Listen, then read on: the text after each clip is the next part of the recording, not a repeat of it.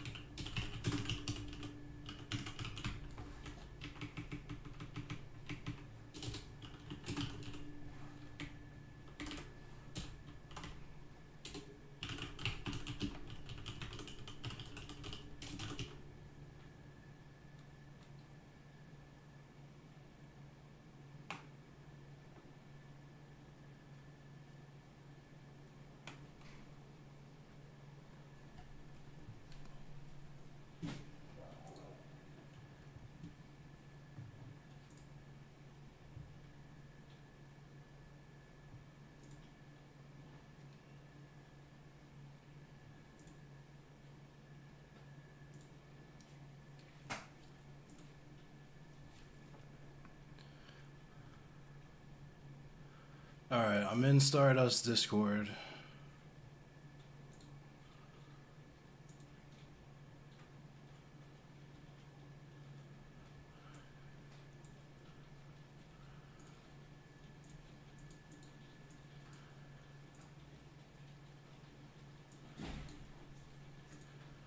Ooh, somebody's slamming some stuff downstairs.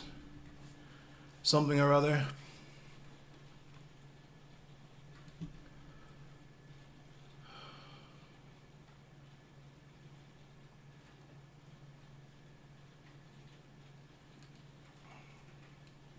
What was I just doing? I was doing something. Oh, yeah, that's right. Hello? How it goes? Hey, how's it going? I'm chilling. How you feeling? I'm feeling fine. How are you feeling? It's warm in this room because the AC is not particularly efficient in this section, and I'm sitting right next to my PC, so my windows are open, and I'm kind of sweaty. But other than that, it's cool. I'm off work, chilling. Gonna play some Hunt Showdown. It's pretty sick. Cool. Cool. Congratulations. I appreciate you. Yeah. Okay, so, I guess what do you want to talk about? I was gonna ask you the same question, but I guess I could ask, like, what was the intent behind dropping the Richard Spencer interview? This, like, in general, but also, like, why do that so soon after, like, a white supremacist mass shooting that targeted specifically black people? Yeah. So I guess the main thing is, I think people don't understand, like, the context of, like, where I'm coming from. And, sorry, just one second. Yeah, I'm tossing my camera on too, sorry. Um, Yo, what up, Arun? What up, Fluff? What up, Greycraft? What up, Kuma? Anyways, right, what was I saying? I Oh, think, shoot. Hang on. I think people don't understand, like, the context of where I'm coming from. So, Okay. like, while Richard Spencer, believes pretty horrible things, and I don't agree with him on anything that he believes in, um, for me, my main thing is, uh, with Richard Spencer, I was building a relationship there so that I can set up further conversation. The first conversation with somebody like that is never going to be the most heated thing. You do need to, like, unfortunately, it's just the way it is. You kind of have to work things up. So I had to, kind of build a relationship with him and show his audience that, like, I'm an actual person, not a character that they've all, like, made me out to be, because that's generally, like, the number one thing. That's Um, understandable. So, like, to what end, though? To what end is again when people it's usually the first step, right? When people start to look at you as another human being, um, then that's like that's all I'm looking for. I'm not looking to change people's minds overnight. I'm not looking to change people's like worldview. My main thing is if if if I'm not in that space interacting with these people, a lot of these audience members don't have all they have is basically a caricature that other people have made of me or made of what somebody like me is supposed to be. Um, so I have had some success with that. I get that it's not for everybody. I've never said that my way is the best way or that it's the only way. Um, but I think people have to understand like when I first started dating people, and even Richard Spencer wasn't a debate; it was like an interview, right? But Yeah, I when I mean, yeah. started dating people, I wasn't. It wasn't like I was debating like old Muslim men, right? That was who I was debating on YouTube. And I have debated people on like why female genital mutilation is like, is something that we should be practicing anymore. So like when we have that in comparison to like Richard Spencer, you have to understand like um my um how do I describe it? I It's just just completely out of whack, basically, is what I'm saying.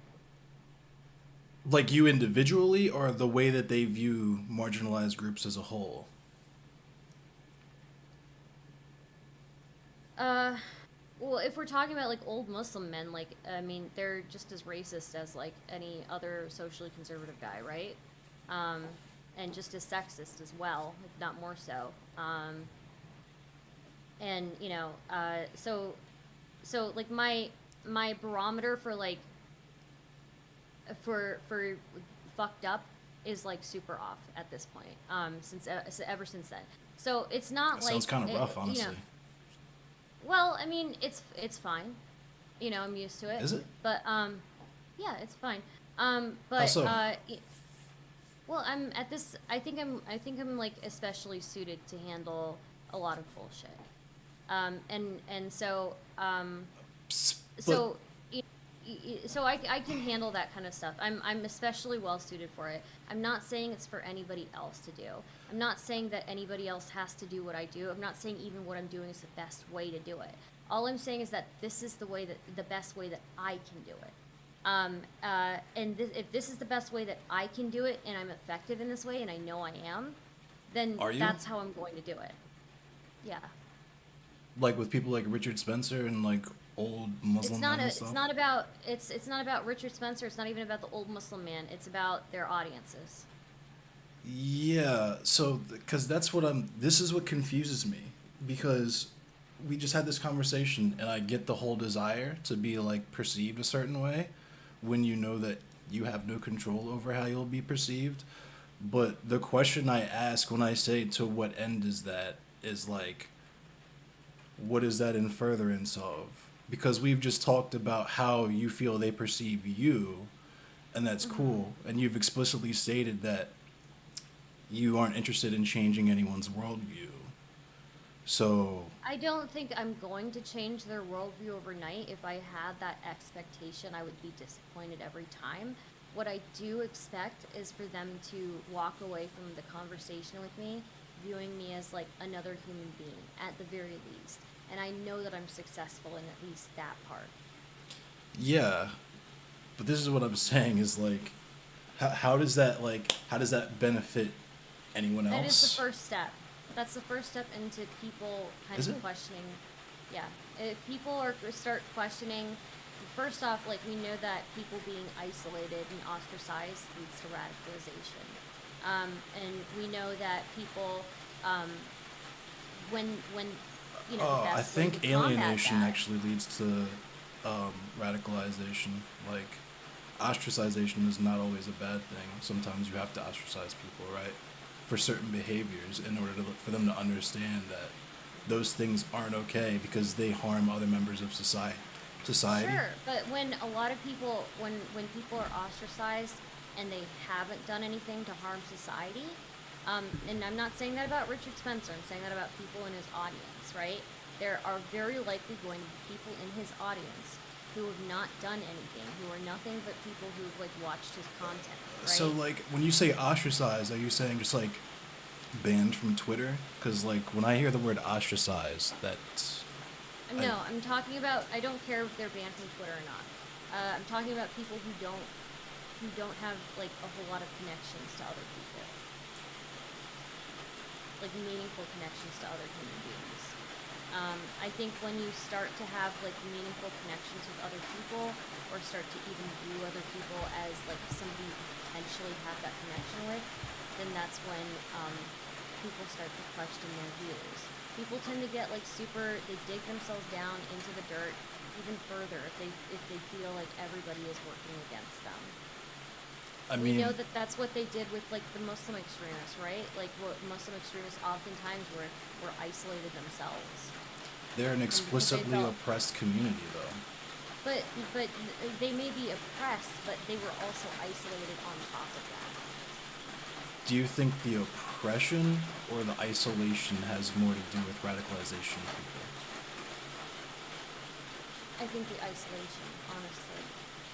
Because There are plenty of oppressed Muslim people. There are plenty of oppressed people in the world who don't become radicalized and turn into Muslim extremists. I was just about to say there's plenty of isolated communities who also don't become radicalized. What would you define as isolated though? Do they feel like they have no contact with the people around them? No, just they're what you would consider like a social or maybe even an ethnic in-group. They have no contact with anyone outside their immediate like sphere of influence, but they're not by any means what you or I would consider radical or violent or extreme. Right.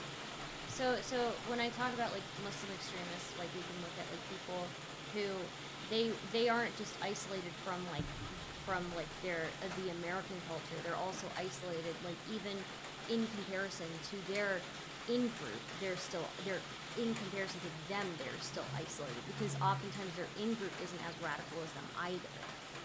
And so and they feel like they're disenfranchised. They feel like nobody understands them, and that's oftentimes like a breeding ground for people to take advantage of people and for people to influence people and kind of like radicalize them further.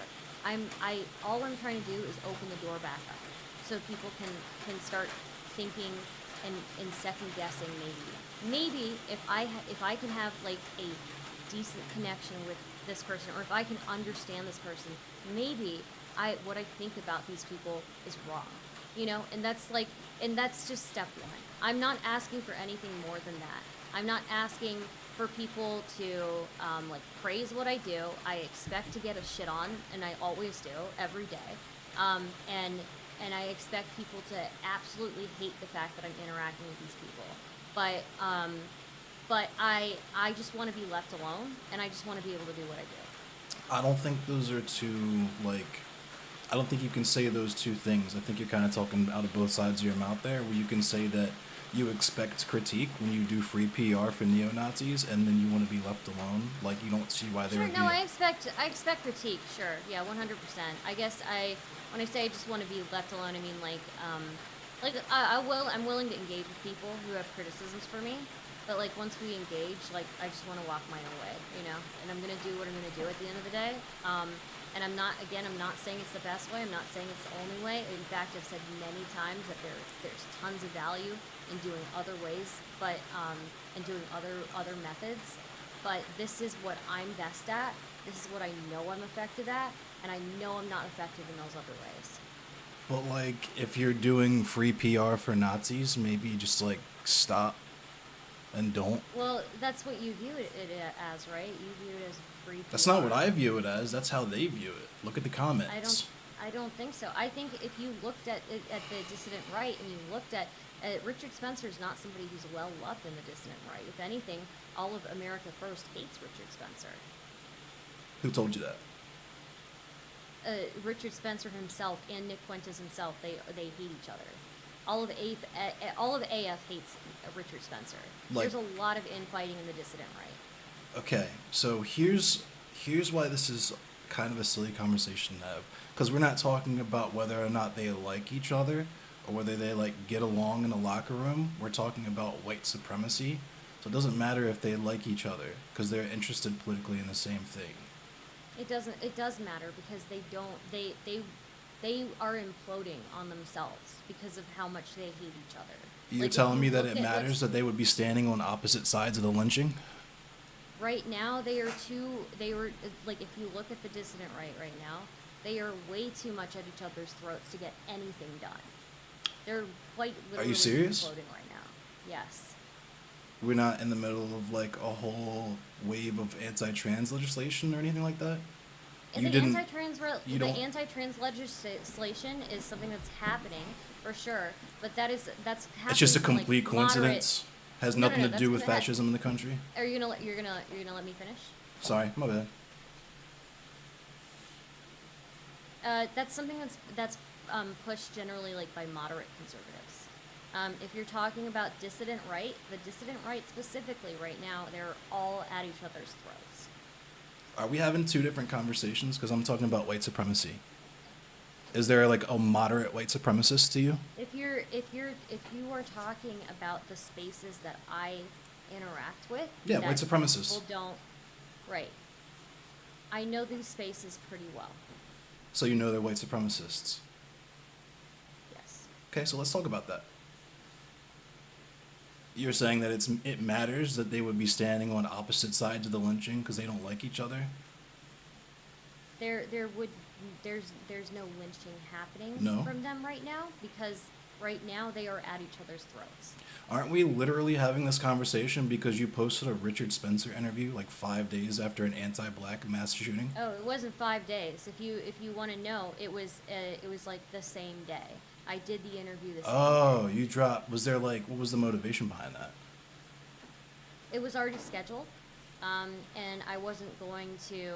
There was no way to like push, because you know you could have pushed that back for like 5 years and still been the first person of prominence to interview Richard Spencer. No, I wouldn't have. Richard Spencer already has people who he's been talking to. So why do you for need to like contribute to 10 that? days. I already explained it to you. It's not for him. It's for his audience. It's for And you. his audience is learning to like you. to at least see Or and entertain to you. at least no. I feel like you're being kind of we were starting off somewhere good where we were having a conversation and now we're kind of slipping into bad faith.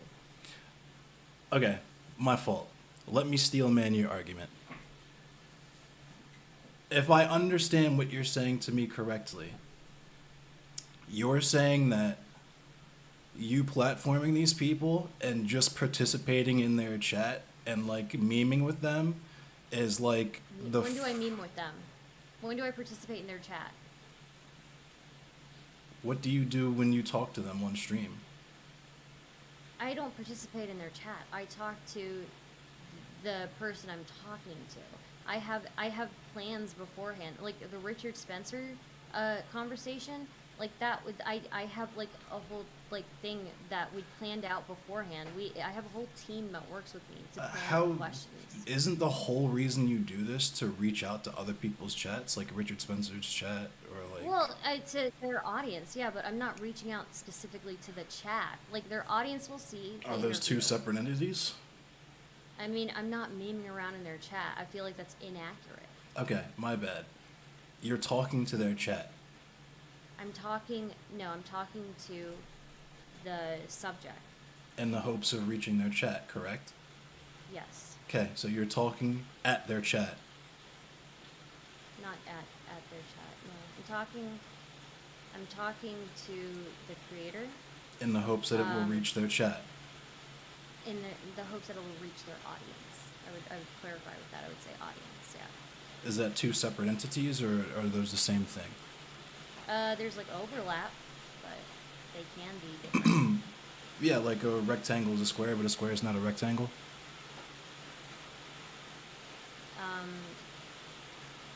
Sure. I think the audience is much broader than the chat.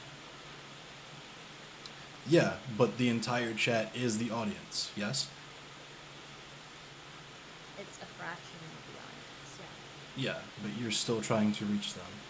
And people beyond right. that. I even. would clarify that it is the audience. The chat is a subset of the audience. Okay, so you're trying to talk to this audience of neo-Nazis to convince them to like you. They're not all neo-Nazis. You don't think people who like Richard Spencer are neo-Nazis? Some of them are, some of them aren't. What is your qualifications for being a neo-Nazi? So some of them I'm assuming are moderate conservatives who've been kind of sucked a little bit too far. And some of them I am assuming are like quite literally like far right. We're talking about white supremacists though, right? Not all of them are white supremacists, but some of them, yeah. But they have to, on some level, be okay with white supremacy to even be fans of this content, right? Because that's what it is. Because you've acknowledged that's what it is. I think they either have to be okay with it, or they either have to be okay with it or oblivious to it. So what's the difference between those two categories and someone who is into it and doing it because they're a true believer?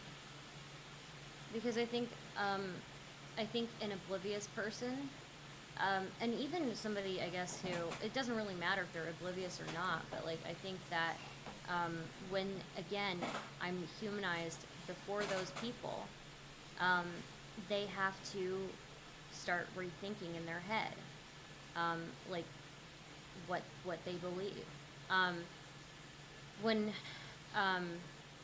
Again, another thing I would say is that, like, when it comes to Richard Spencer and people like that, I don't think I'm the one platforming them. They have larger audiences than I do. So, like, but you're exposing them to your audience. My audience, though, is well aware, like, and I clarify for my audience after the interview, like, you know, this guy is still a racial supremacist.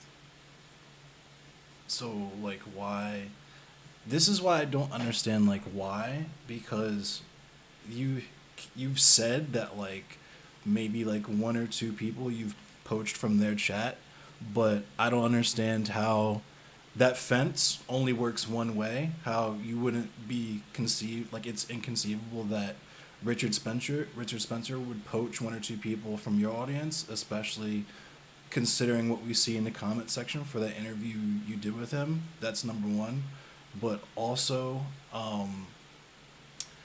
I still don't get what this is in the service of beyond getting them to like you, because it's like the meme where it's like step 1, get the neo-Nazis to be my friend. Step 2, question marks. Step 3, profit. It's not about them being my friends or whatever. It's not about them being my friends. Again, I am not okay with just letting people think of me as subhuman or as of a one-dimensional character, and exposing myself to those audiences, despite whatever hatred I'm going to get as a response to that. If that at least helps me fight a little bit of being viewed as subhuman, It doesn't, though. then I'm willing to do it. But it does. It doesn't feel good. I can it. tell it doesn't feel good for you. It sucks for you. I know it sucks. Because no, you know what? It sucks more. What sucks more is when I have people who I feel like should understand where I'm coming from. I don't. Should understand what it's like to be dehumanized over and over again, and still see the value in, like, reaching out across the aisle. Yeah. So because I see more value in protecting the people who are the targets of those people, because we talk all this stuff about humanizing them and reaching out to them and so on and so forth, but like there's a whole trans community on Twitch, there's a whole like ace community on Twitch, there's a whole black community on Twitch. And these are communities that never gave a fuck about me. These are communities that never gave a fuck about me,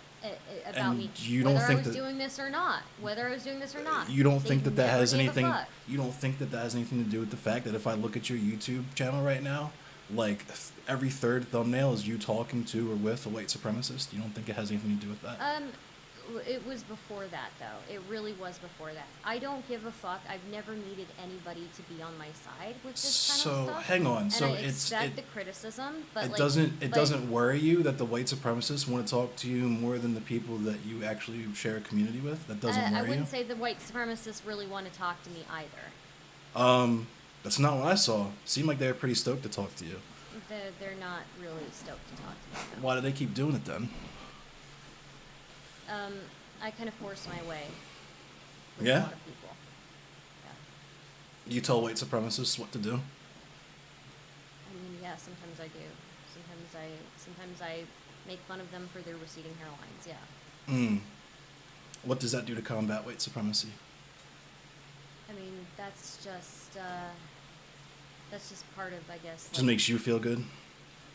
no, I mean, it's back and forth, you know, like they get used to you after a while, and then maybe they'll talk to you. But I think that's besides the point. Like, So why wouldn't you put that much effort into people that you actually share a community with? It's just not. I do.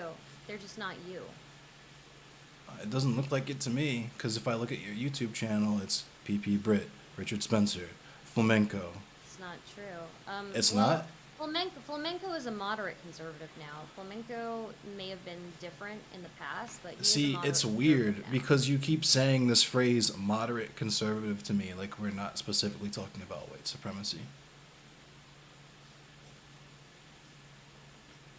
Okay. I'm kind of trying to understand where you're going with this. You're saying that I don't have people who want to talk to me when I book panels every week with people far more leftist than I do with righties. It's not what your YouTube And says. well, then you're not paying attention enough, are you? I mean, probably not if we're being honest, but like, Yeah, I feel like if you actually did follow me, like you would know that I have people on every night actually who are leftists. They may not be big members in the community, but so they're is that leftists. is that intersectionality to you? Is when it's okay that you talk to and platform white supremacists because you let the marginalized communities that don't like you talk sometimes? Um, you understand that, like, I'm sorry. You understand that I don't understand your question, honestly. I actually don't understand your question. I think that you are again kind of veering into the bad faith territory. What's Maybe you can rephrase the question. okay? If you actually platform people whose voices need to be uplifted and empowered, like you do that, yes? Why do you need to do that with white supremacists? Again, I don't view it as me platforming them. They often have much larger audiences than I do. But it's still you handing them a microphone, so you can't absolve yourself of responsibility for that. It's them handing me a microphone. It's literally you deciding to say, yes, I will talk to you. Not only will I talk to you, I will broadcast it to my audience. Sure. What is that if not handing them a microphone? I still think that because their audience is much larger than mine, they are handing me the microphone. And that's If like that's the anything, force they field should that be. blocks the sound waves Well, that I come mean, from their voice to your audience. oftentimes those people are not willing to give you a platform. So they're not willing to give just anybody a platform. Can I ask The you fact that I'm able to, the fact that I'm able to even access that Can is, I I think, is saying something. this is I'm gonna try to ask this question really simply because I don't think it's been answered, and I'm kind of being snarky. I'm sorry. I'm really trying super hard to chill. I promise you, I am. But okay, what does the size of the person like you're talking to's audience have to do with you exposing them to your audience? I don't My get it. audience, my audience is not so dumb that they're going to become Nazis overnight. My audience is often present when I'm getting ready to talk to these people. It's not like I don't have that little faith in my audience. My audience is one, a lot of them are adults. But you have that little faith in the white supremacist audience because you think that No, just I by actually seeing told you. them. I actually clarified to you prior in this conversation. I said I'm not expecting them to change their views or stop being the way that they're being. So this is like what what's I am expecting. Wait a minute. Okay. What I am expecting is that they, at the very least, have to humanize me. That is what they need. Right. And they have no choice in that when I'm exposed to them. And that's cool, and I'm glad that's empowering to you, but it leads me back to my original question. What the fuck is the point? Because it's not The making them point, not white I think you don't supremacists. understand. It's I making don't think you're. them. It's It's cool for no. you I if they think like you and they no. want to talk to I you. don't think you're understanding. You're not understanding that is the first step. When people have to humanize somebody that they typically wouldn't have to, then they have to start second guessing things. It's the first step. But it's not guaranteed. And you said you It's don't not care. always guaranteed. You don't expect that. I don't what I expect is at the very least. What I expect and what I see every single time is that people have to humanize me. You alone. Yes. Do you know who Tom Metzger is? Does that name No. sound familiar to you? No. Okay, so Tom Metzger was a prominent white supremacist who used to do talks and do a bunch of stuff. Just out of curiosity, does the name Jason Tankersley ring a bell to you either? Mm-mm. Okay, because he's the head of the skinhead group in the state that you live in. But that's aside the point. Tom Metzger had two concepts, or two prominent things that made him special, that were like exposés that were done about him over the last couple of decades or so. Because this is the other thing, is that not only is white supremacy, like, not new, but, like, the government does it. So, like, it's not really the kind of thing that you can challenge by, like, being Twitch buddies with some of them. But, so Tom Metzger talked about how one of the things you have to do in order to be exposed to niche communities, small communities of people who feel maybe alienated or isolated, so that you can recruit them. And what you do when you do that is you pretend to be liberal. He specifically says himself, Right. right? But I don't have any delusions that these people are liberal. And I specify that to my audience as well. That we don't have any delusions that any of these people are liberal, have any kind of views that are anywhere close to me. But you have to understand, again, by comparison, in comparison to what I started off debating, these people are far more, like, closer than the old Muslim men who are advocating for female genital mutilation. You Right. have to understand that I understand that these are not liberals. I don't think for a second that they're liberals. But I I don't don't think for a think you second do. that I agree with anything that they say. No, I quite literally, I disagree with like 99% of what they say. So why don't you say that to them? Because I actually do. If you see my debates look with like him, it. yes, I do. Richard Spencer. You that was debated an Richard interview. Spencer? Okay. It was well, not a debate. It was an interview. Right. So then, like, all right. So here's the thing, because the original, I think, and you can correct me if I I'm feel wrong, like you're not getting this. because it doesn't make sense. That's why I'm not getting it. I already explained to you. I It understand. makes, I mean, okay, so like it's logically consistent to you because it's you and you're doing your thing. Cool. These Nazis How are many of my videos have you actually watched? none. So it's cool. Okay, so then this conversation is useless because you don't even know what I do. But the people in your comment section know what you do. The people other in my people who comment watch you and sections- talk to me know what you do. Right. The people in my comment sections aren't necessarily people who were initially my audience. My audience, if you know my audience, if you talk to my audience, you would see that there are plenty of people who've come from all around, all of the political aisles. All of my moderators are pretty far left. You think so? Yes, they are, yeah.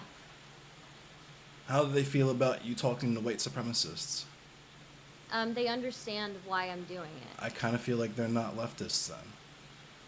No, they are. They're farther left than I am. Okay. Most of my moderators are significantly farther left than I am. Okay, would you describe them as anti-fascists? A couple of them, yeah. Okay, so what's anti-fascist about interviewing neo-Nazis? So again, if you looked at the preparation, but I mean, it's not like you could see it anyways, but there's the amount of preparation that went into interviewing him. It Did it is out of matter nowhere. because his fans don't care? They said they don't care. It doesn't, to you, it doesn't matter. To you, it doesn't matter. To the people point is that you said you're trying to reach, it doesn't matter, and they said as much. No, I've had people who've come over from, like, literally all over the border. You know a guy who knows a guy, but I'm looking at your comment section right now. Mm-hmm. And again, they said you made him look cool. My comment section is not exclusively people who are in my audience. Right, yeah. His fans are saying you made him look cool. Good job. What's that for? To make you like feel better because like you're growing your audience? If one comment on my YouTube, you think it's just one? So again, if a comment on my YouTube is talking about making him look cool, how many people do you think were in his chat saying that I looked cool? How many people have you seen in conservative chats who said, hey, this Stardust person seems pretty reasonable? It's weird that you're that's a recurring thing that happens. Is it? Like, because you're asking me this like I would know when I just told you I don't pay attention to your content, and you can't show... You can't pay attention. But you can't show me. You don't have any receipts, because I know I'm not the first person to ask you this. I know for a fact I'm not the first person to ask you this. Wait a minute. If you're going to let me speak. Okay, go for it. If you looked at any of my Killstream appearances, you would have seen in the audience, when they're not being fucking weirdos, there are people in the audiences who say that I'm pretty reasonable. When I go on people's shows who are significantly more conservative than I am, I have audience members there who will say, like, oh, you should have her on again. I disagree with her, but she seems reasonable. These are things that I'm working towards. So, like, but again, nothing you said screams to me, hey, I'm going to quit this whole white supremacy shtick. It's literally just, I like you, Stardust. Well, it sounds like it's all about you, because... It never starts off that way. Huh? People who are usually into that kind of stuff have been into that kind of stuff for years. They don't just shed it overnight. I know this. We're talking about, we're talking about white supremacists, right? We're talking about white supremacists, yes. And they often don't shed it overnight. Do you know what white supremacy is? Because it's not just individual people being white supremacists. It's an actual systemic... Why are you changing the subject? We're talking about people it's the same who I'm subject. trying to bring over, right? No, it's not the same subject. I'm talking about people that I'm trying to make them see me as a human. Okay. I'm not trying to get them to change their entire world belief in one night. All I'm trying to do is get them to plant the seeds of doubt in their head. This is what I'm... Stardust. Then that's it. Stardust, this is what I'm saying. There's individual white supremacists, plural, and then there is white supremacy, as in systemic racism, as in... Yes, I understand systemic racism, but I don't... Right. And you're telling me that you can't even convert regular, schmegular white supremacists. These are white supremacists that have been spending years in their beliefs. If you think that you can convert them overnight, good for you. But my goal right now is to humanize myself before them, so they can't look a female minority and Stardust. We've been over that part. I get that. The goal is to make them like... No, I get it. The goal is to make... It's not about even making them like me, because sometimes and a lot of the time they don't like me. But if they have to view me as another human who's deserving of respect, then that is some progress that I have made with them. Okay, so what does that do to end white supremacy? Again, it plants the seeds of doubt. And that eventually makes cops stop killing black people? That eventually makes people stop doing mass shootings of black people? If we're going to talk about systemic racism, we can talk about systemic racism. But that is a completely different... They're the same conversation, Stardust. It's a different sphere. It's a different sphere, though, that they're operating in. Okay, it's a different level, but this is why I asked you this. Because you said your mods are anti-fascist. Anti-fascist... I have a couple who are, yeah. Okay, yes. Anti-fascism means exactly what the fuck is on the label. Anti-fascism. So when I ask you, what is anti-fascist about this? And the only thing you can say is eventually maybe they'll kind of start liking brown people because they don't call me a sand N-word in chat. What is that? I don't understand. I don't get it. I think Walk me through it. So you're in the chat with the neo-Nazis, and they've stopped calling you slurs. And boom, what happens after that? so. I'm seeing people said they're scrolling. I don't see these comments. They say that Richard looked. I see a lot of washed up, cringe, pathetic. Yeah, I've seen that too. A lot of people looked at Richard Spencer and said he was washed up, cringe, and pathetic. Okay. And this is, again, we're talking about, like, comments. Yeah, and I And have so I'm people going to on my ask, mod team. I have people on my mod team who have taken steps to lobby their government. if he's to washed ban up, white why'd you need suprem- to talk to him? Excuse me. I'm still finishing. So I have people in my mod team who are very specifically anti-fascist.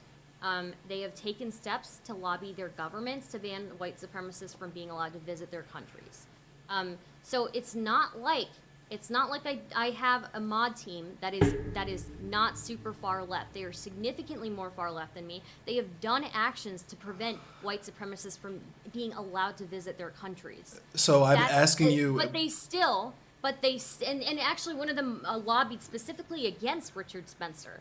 But they still will back me up. When I go over into those spaces and talk to them, they will still back me up because they know what I'm doing. Of course they will, because they think writing emails is anti-fascism. It's not writing emails. It's not writing emails. I'm sorry.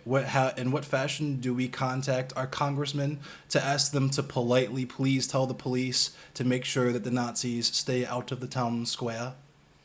It's not about the town square. It's keeping them out of their entire country, right? And so if they were successful in doing that and lobbying for that, and they still understand why I'm doing what I'm doing. Hold on, wait a minute. It seems like the one who's not getting it is you. I'm confused because we're talking about keeping them from going back to... I'm talking about America. Mm-hmm.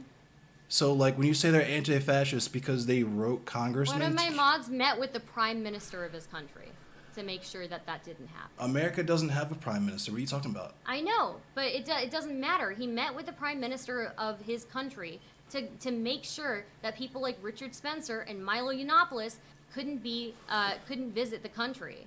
If he can do that much and understand why I interact with these spheres, I think the one that's not getting it is you. No, okay, so explain it to me again. Walk me through it. You're in the Nazis chat and they've stopped calling you slurs. What happens after that? No, they'll still continue to call me slurs. So there's no point. It doesn't. That again, they have to view me as a human. That's the you the as a first human, step. Right? So what makes them divest from white supremacy? A lot of them view me more of a human than you do. So yeah. I view you. See, here's the weird thing: is that like, and I'm gonna talk to you like real to real, like dark skin to dark skin. Is that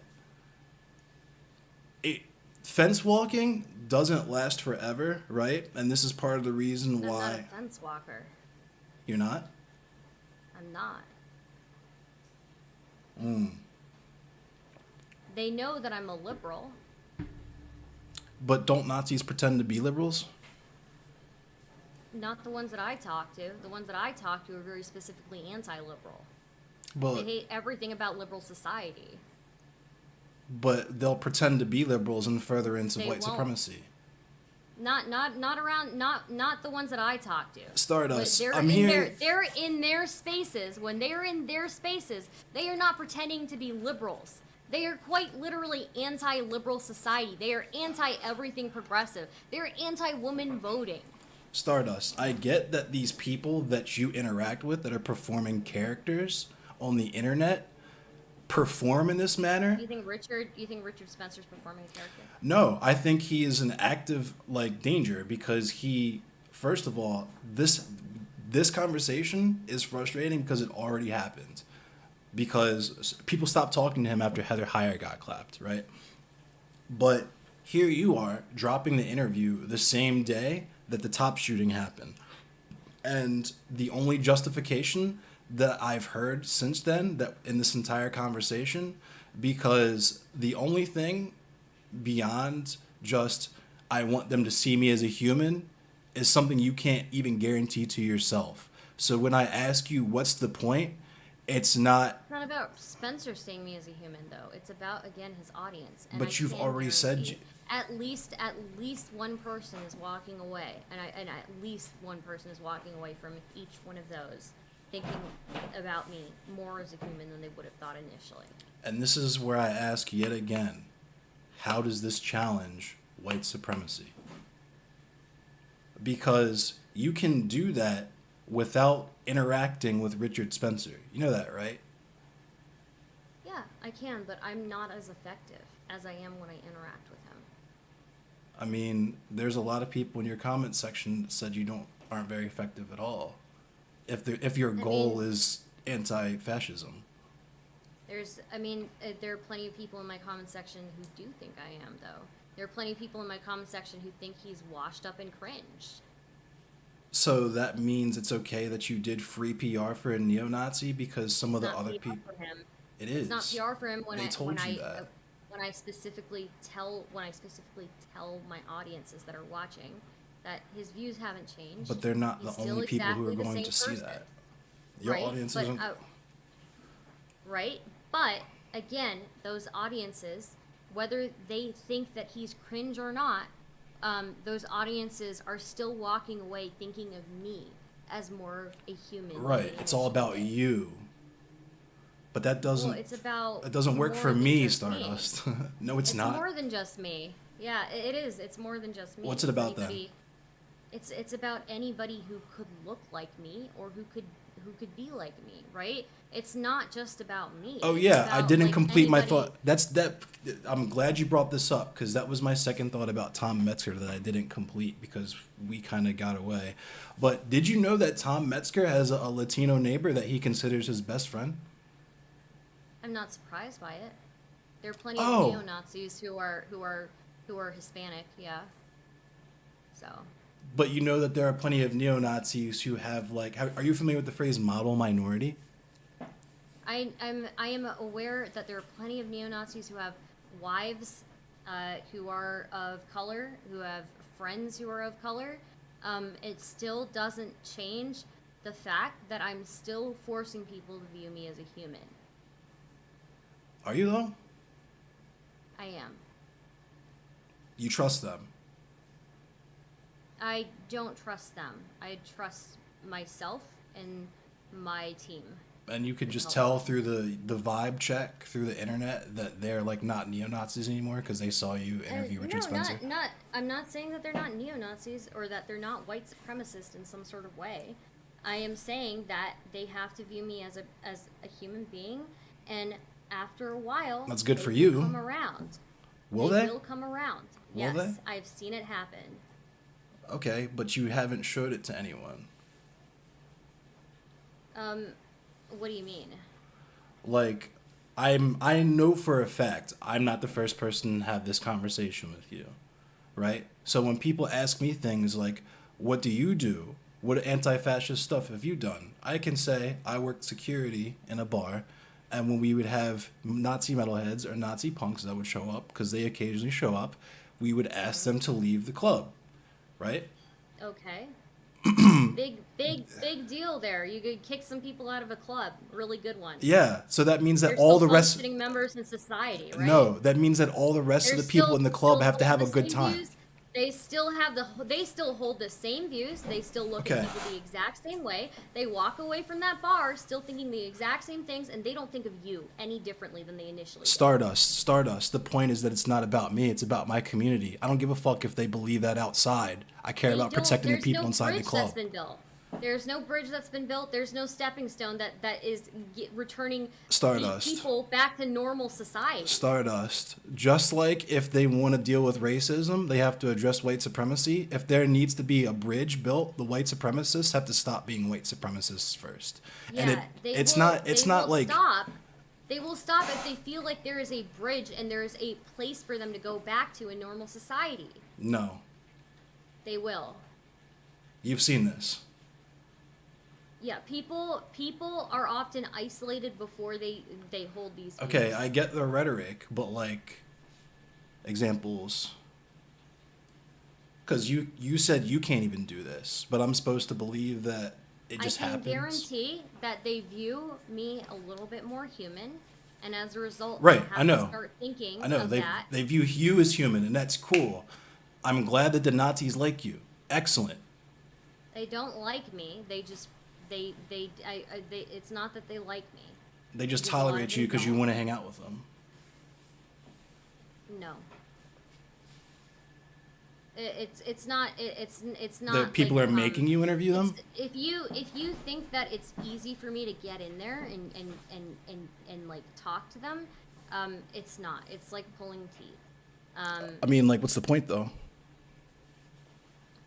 I mean, I've already explained my point to you several times. If you don't Right. understand So what no, no, no, no, no. humanizing yourself, what humanizing myself does, and how people have slowly come over, and I have seen people slowly come over, then I don't know what to tell you. Have you ever heard the phrase "dog is a man's best friend"? Yeah. Does that sound pretty accurate? Sound like makes sense? People really, really Like, like dogs. I don't know. I've never had a pet dog, so. But would you say that it's accurate that people like dogs, like people can get really, Sure, really people into like dogs? dogs. People like dogs, yeah. Okay. Do you think that humans see themselves as a superior animal to dogs? Yeah. Okay. So this was one of the biggest pieces of advice that I received growing up in the county with a bunch of other white kids, is that dog is a man's best friend, but it doesn't mean that man doesn't see himself as a superior animal. When I say to you, when you go into these chats and you think that you're humanizing yourself, that's cool, whether you're doing that or not, right? Let's assume that that's exactly what you're doing. How is that in furtherance in the end of white supremacy? Because like I was saying earlier when I was talking about the club, it doesn't matter because You are not furthering can you're I not can I furthering can I ending can I white complete supremacy can I either. complete Okay, go ahead. I am though, because what I'm doing is the neo-Nazi, as we've already stated, whether you bridge out to them or whatever stuff that you are on to them or not, they have to make the choice to not be a neo-Nazi anymore, yes or no? They need to have the ability to not be one But they before they have can to make have a that choice, choice. yes or no? If They the have if to they can't make the choice if the choice is not available there for them to re-enter normal society. okay, Nazis can go anywhere. They have to decide not to be Nazis, yes or no? Yeah, sure, they have to decide to not be Nazis. Okay. But would you acknowledge, do they have to have the ability to re-enter normal society first? Not first. Absolutely not. Are Yes, you they kidding me? do. The ability to re-enter the ability to re-enter normal society Are you thinking that is see this is vital. okay. See this It's is why vital for them to be able to even make that choice. this is why I think you don't understand the nature of the conversation is because explain to me how white supremacist culture is different from normal culture. You don't think that there's a difference between the culture that a bunch of groypers hang out in versus them hanging out with a normal culture, normal people who don't interact with terminally online right-wing spaces? You don't have to interact with those spaces to enable them. Just like you don't have to be a right-wing person to expose your audience to those ideas by Right, but platforming them. terminally online right-wing spaces are isolated. They don't White have a way. supremacists are not. White supremacists are elected officials and police officers. Sure, they can be. But again, They what are. I'm dealing It's not that with- they can what be. I am- That's what we're fighting I am against. dealing with, who I am talking to, when I talk to these people, is I'm talking to terminally online white supremacists, essentially. Okay, and that's cool for you that they like you. This is what I'm talking about. Again, they have to re-enter normal society. You're wearing a Sepultura shirt. I am wearing a Sepultura shirt. It's okay. schizophrenia as well, if you want to peep it. I'm dripped out, low key. Not to just to, you know what I mean? I got the Quake shorts on, you know? Shout out to my fellow They 90s used to- babies. They used to wear Nazi symbols. Who, You know Sepultura? that? Yeah. Do you know that Max Cavalera used to knock people out? Don't do this. I know him personally. No, I know. Look, if do you think they're redeemable then, right? I'm literally an abolitionist. I don't believe in irredeemable people, Stardust. I'm saying that if you want to re-enter normal society, you have to demonstrate that you are not a danger to the marginalized communities There that you has- target. Right, but there has to be a bridge for them to also re-enter normal society. That They doesn't can include make that demonstrating that you're choice. not dangerous? They still have to demonstrate that they're not dangerous. But if they Okay. don't have the bridge, if they don't have the bridge to go anywhere, they're not going to even them demonstrating that they're not dangerous isn't going to do anything for them. They get that after they demonstrate that they're not dangerous. And you can't They you don't get that. no, they You have to do. make them not feel. I think we're talking about two different bridges here. Okay. I'm not giving a bridge that is redemption, unconditional redemption. I think you kind of That's are. not the no. That's not the bridge that I'm offering. The bridge that I'm offering is I am a contact to normal society. Did Richard Spencer say anything about denouncing white supremacy in his interview with you? Of course not. So then why are you reaching out to That's him? not even. But that's not. That's not. It's again. It's the audience, right? For you. Right, and the audience needs to know that there is a connection to normal society. No, to you. Who is terminally online, by your own admission. Do you think that them talking to me, if the audience talks to me, eventually comes over and starts to look around my community, that maybe that demonstrates that they're willing to engage with minorities? It seemed like that would be the type of thing that would be fairly easy to demonstrate, especially if multiple people have this conversation with you, Stardust. Yeah, I mean, I do have people who will come over. So, like, right now, is there somebody in chat that's like, hey, I was a former groiper and, like, Stardust made me change my whole life and now, like, trans rights? Like, They wouldn't change their whole life, right? Again, people come to those places where they are after years of being in those spaces. It takes years to get them out. do you think they do that work or we do? I think it's a little bit of both. Okay, so if they're not doing the work, then why would you?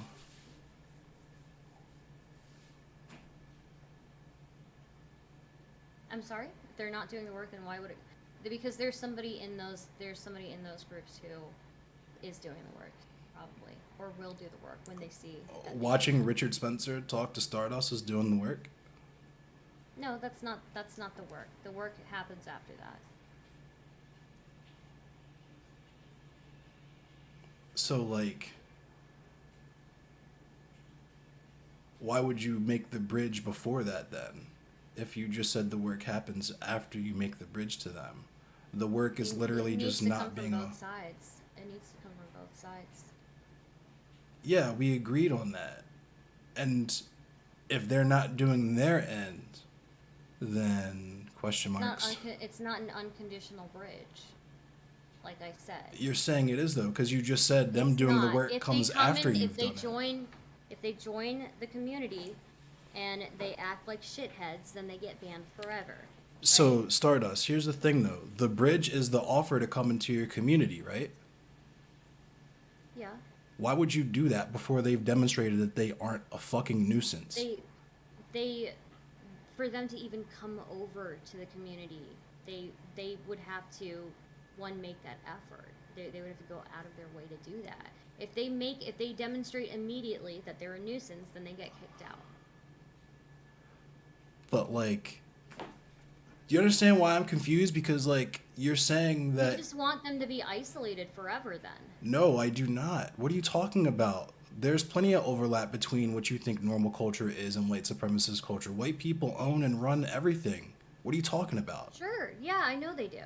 Are you saying that they're culturally isolated because trans streamers won't talk to them? Is that really what the conversation we're having right now? Terminally, if we're talking about what the people that I talk to, Yes. terminally online, they're terminally online people who are very far right. Okay.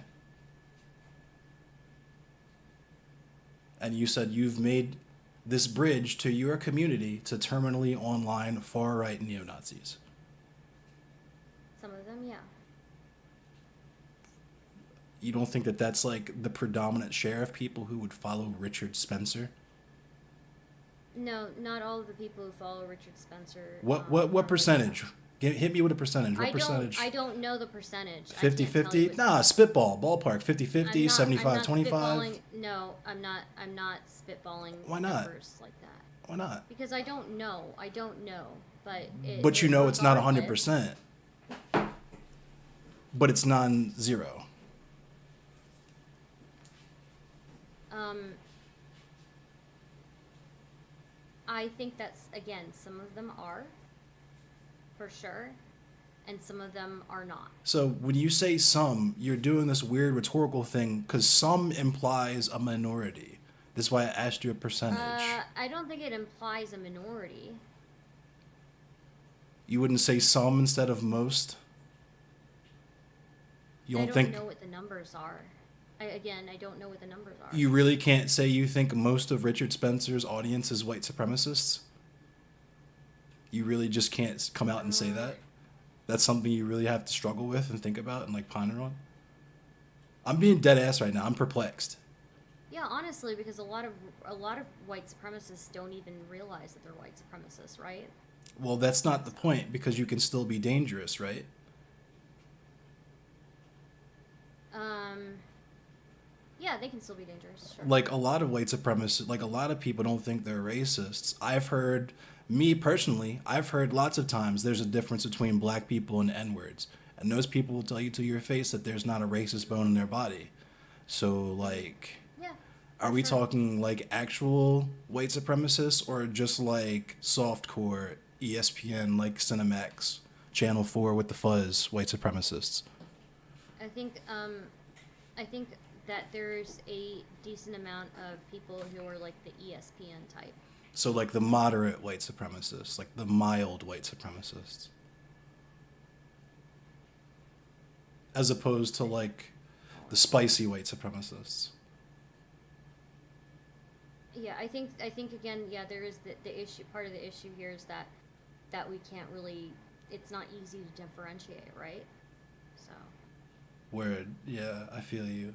Like it's really hard. Like it just sucks when like you're trying to talk to a cool white supremacist, and like you can't tell the difference between them and okay, an well, if actual you're gonna racist piece just of shit. be, if you're just gonna, I don't know, be an asshole about it, then I don't really I'm think sorry. that. I didn't mean to be an asshole. It's just like it's funny. It's like legitimately funny to me to hear you say that you're not sure if the guy who influenced one of the most infamous fasci murders from the Trump situation, you're not sure Do you if think? most of his audience is white Do you supremacists. do you think again, the majority of his initial audience, they turned against him. Majority of Richard Spencer's audience, majority of that what used to be the alt right has turned on him now. But you just said he didn't denounce white supremacy. So like No, he didn't. No, he's very clearly still like a racial supremacist. so he just got like a fresh batch of white supremacists. I think he is a little bit more guarded to when he reveals that He's totally nowadays. still a white supremacist though. I think so. I think he's definitely still a white supremacist. So yeah. But you're not sure if most of his audience is. Well, yeah, because a lot of his audience now is different. So But you're not a white supremacist and you can tell he's a white supremacist. um, yeah. But his other audience can't. Um, they might think he's like a nationalist rather than like a white supremacist. So But they themselves aren't. no, I think they're probably more likely to be nationalists. You know, or civ nats even. So, What type of civic nationalism are we talking about? American? yeah. What would those people look like, would you say? They look like me? I mean, some of them are Hispanic. You'd be surprised. So Mmm. As our Spanish people, are they like a European colony or no, well, I mean, again, they would. Some of them would be. they look Some of like them would you? be Mexican. Some of them would be Mexican. You'd be surprised how many of them are Mexican. You know that like there was this whole thing where Spain, they're in Europe and they like colonized. I am well aware. So, like, when you say some of them are Mexican, after I ask, do they look like me? Do you understand why that's a weird pivot or no? No, I understand. I understand what you're saying. But they're not white supremacists, though. I think it's a little bit more complicated, right? Describe it to me. If you have the time.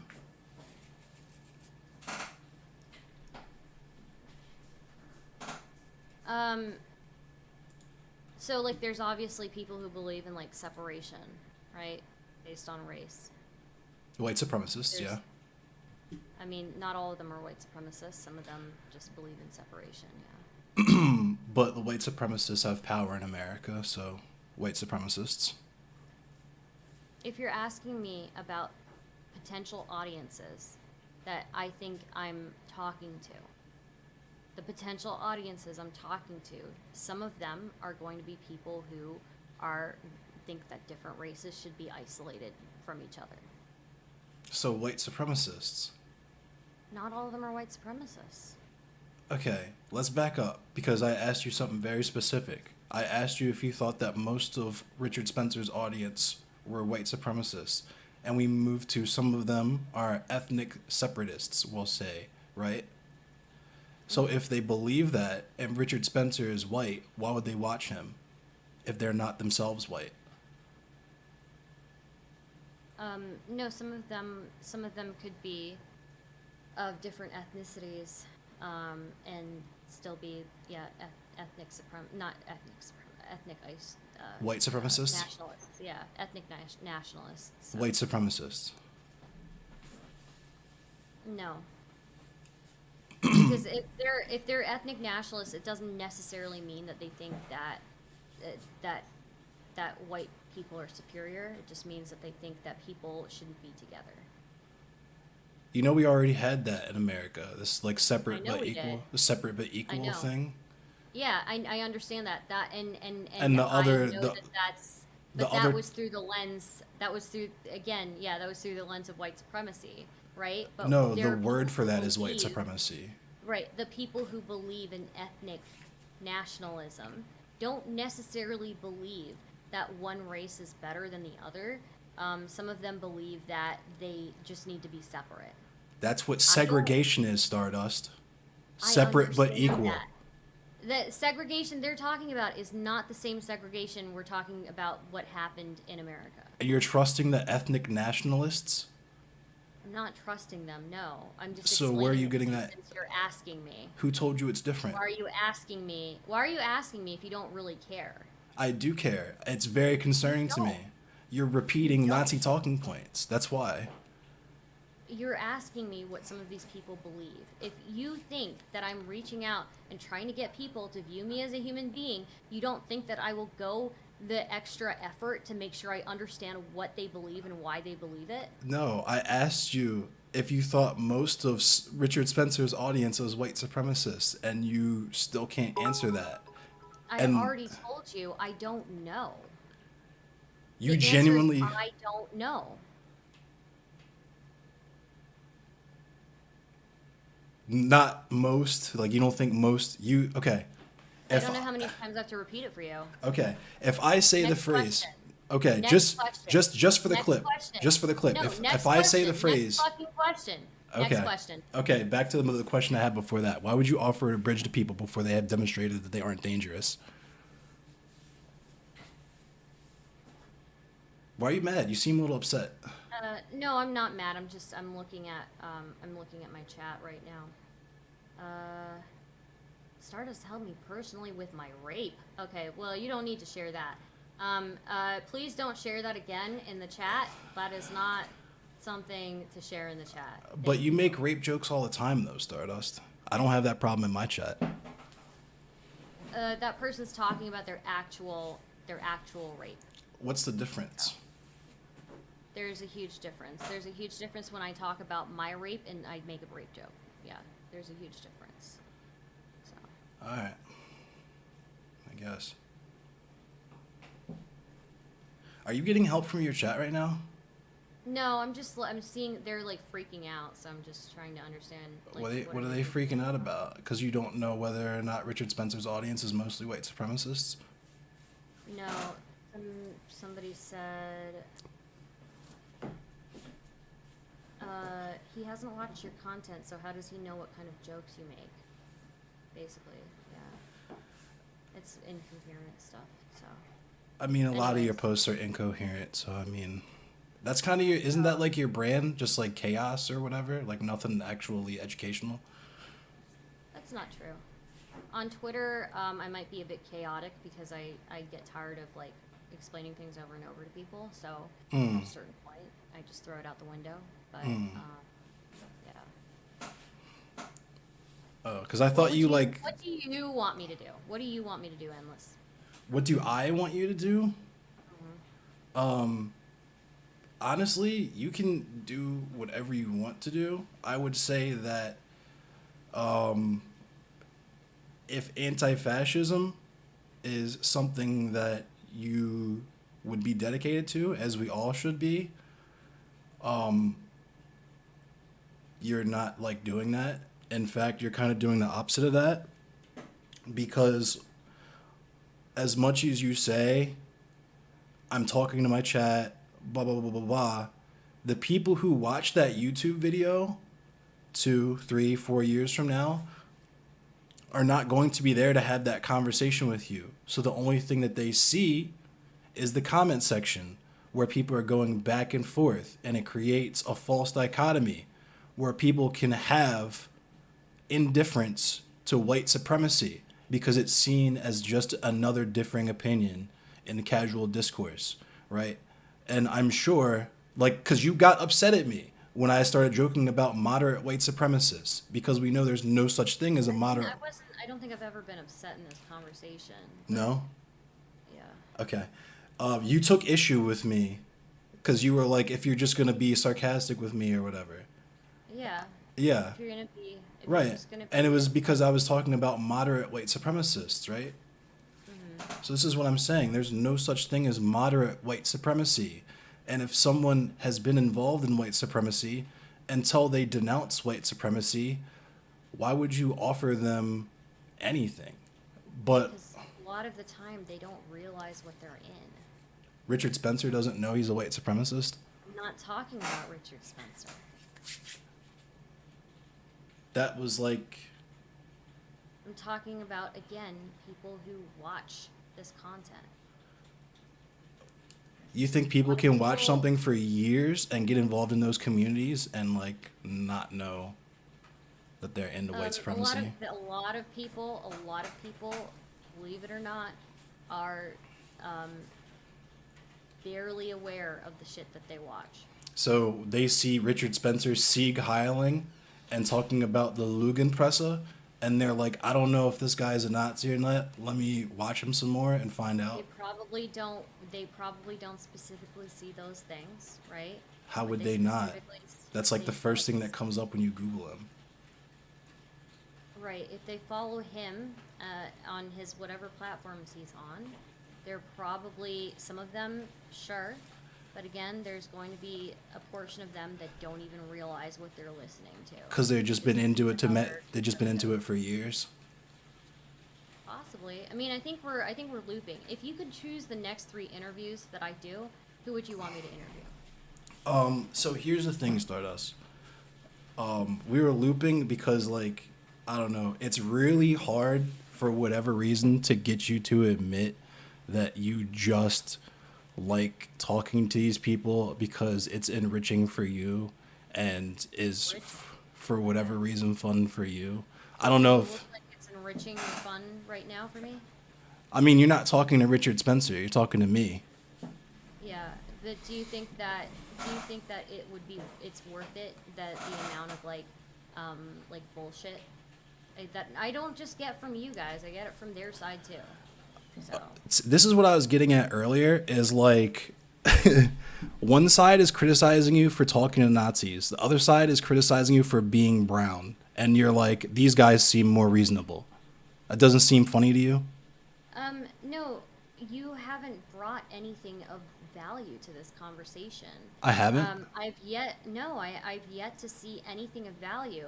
If you gave me something valid, like I think Aston gave me like a valid criticism earlier, and I was able to go with that. But like if you brought anything of value to this, I don't. it would have been fine. But I feel like I've just been answering your questions, and then all you've been doing is trying to kind of shoehorn me into either one, like having questionable views, which I don't, but I've it never makes said sense that why you have questionable wait a minute, views.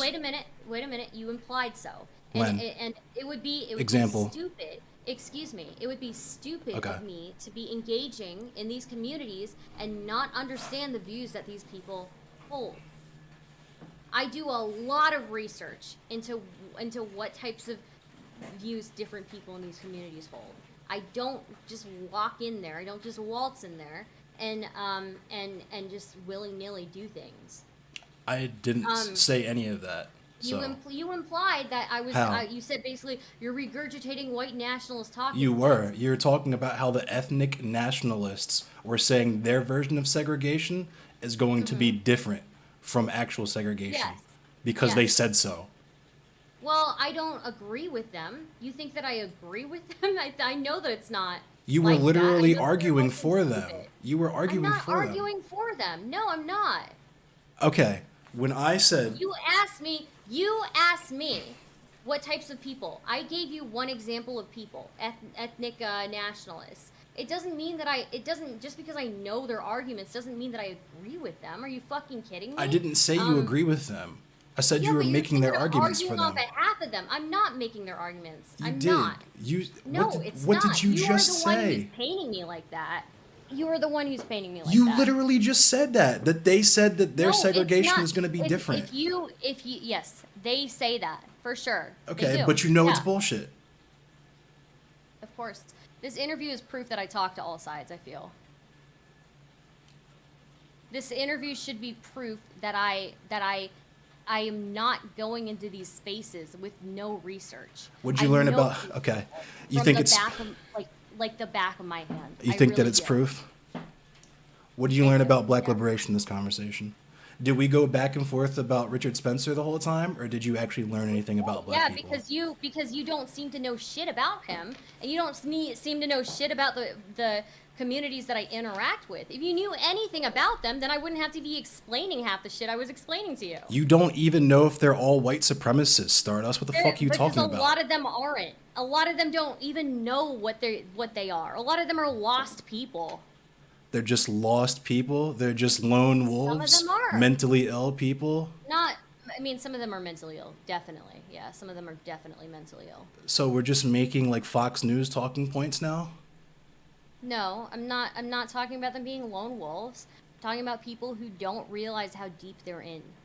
So you're telling me that they can be in that shit for like 5 years, maybe, we'll say, give or take, be a Richard Spencer fan that whole time and not Google his name a single time? They can passively follow. They can passively follow the content creators they follow. They're just Maybe passive they- fans of white supremacy. A lot of the times, yeah. Didn't we just say there's no such thing as a moderate white supremacist? Yeah, there's no such thing, but there are people who are passive fans of content creators, yes. But you aren't a white supremacist and you know that he's a white supremacist. Yes. So what makes you think that other people who are, according to you, aren't white supremacists would not also know that he's a white supremacist? Because not everybody's as clued into politics. What's the politics? I'm not even talking about politics. I'm talking I mean, about a lot Google. of people, sure, a lot of people are not clued in to the nuances in these communities. What's the nuance about the video of him Sieg Heiling? I mean, again, not all of them have seen that video. The first all result on Google when you Google search him, they haven't seen a that? lot of people have not seen it. You're going to sit there with a straight face and tell me that all of Richard Spencer's fans have not seen him literally Sieg Heil? Oh, I'm not saying all of them. I'm saying some of them have not seen that. Yes. But most of them Some of have. them are passive.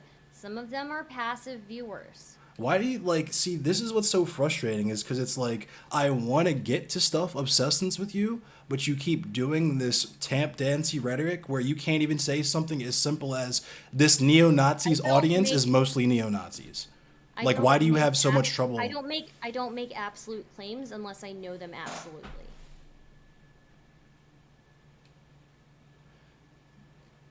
What? So then like how do you like drive? How do you do anything?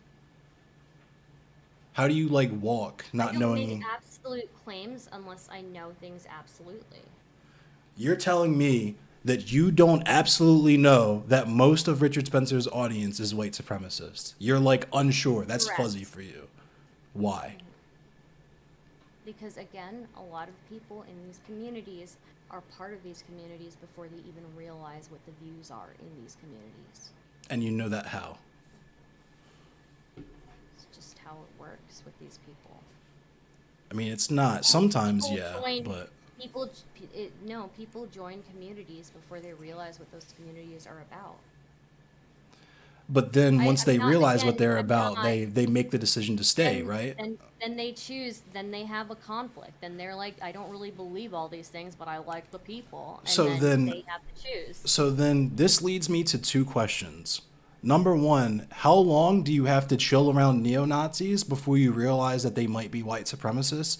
And number two, how long do you have to sit around people calling you slurs and dealing with criticism from other anti fascists telling you not to do this fuck shit and like seeing that it doesn't work, that it only makes you It feel good works. and being like, It okay, so works. demonstrate that? I mean, again, I have people who've approached me. I have one woman who's like quite literally like who identified as a white nationalist, who's like married, has a bunch of kids, We've been talking who for almost an hour started and a half and they haven't appeared in chat. I mean, like again, it's not overnight, right? It's not overnight. All right. But there are people who do frequent my community who will come around. I'm not going Where to are they? out people. I'm not going to out They should people. out themselves. It should be a I don't glory. think It's a good thing when you leave a white well supremacist with the community. well with the way that you act towards this, I don't think anybody ever would. How do I act Stardust? You're incredibly bad faith. You've been incredibly bad faith this entire um, conversation. In regards to what? Just in regards to everything. The fact that you're trying to, Example? like, yeah, if you, like, again, you're trying to paint me as somebody who's arguing on behalf of, like, ethnic I am not. nationalism. That is a straw man. You are. That It is a is not a straw man. That is okay. exactly what you were trying to do. What did I say that even implied that? I think we can just rewind it. Oh, Why okay. don't we why don't we go on to, let me ask you a question. Next 3 interviews I do, who would you want me to interview? Endless Cemetery, Arun Eno, and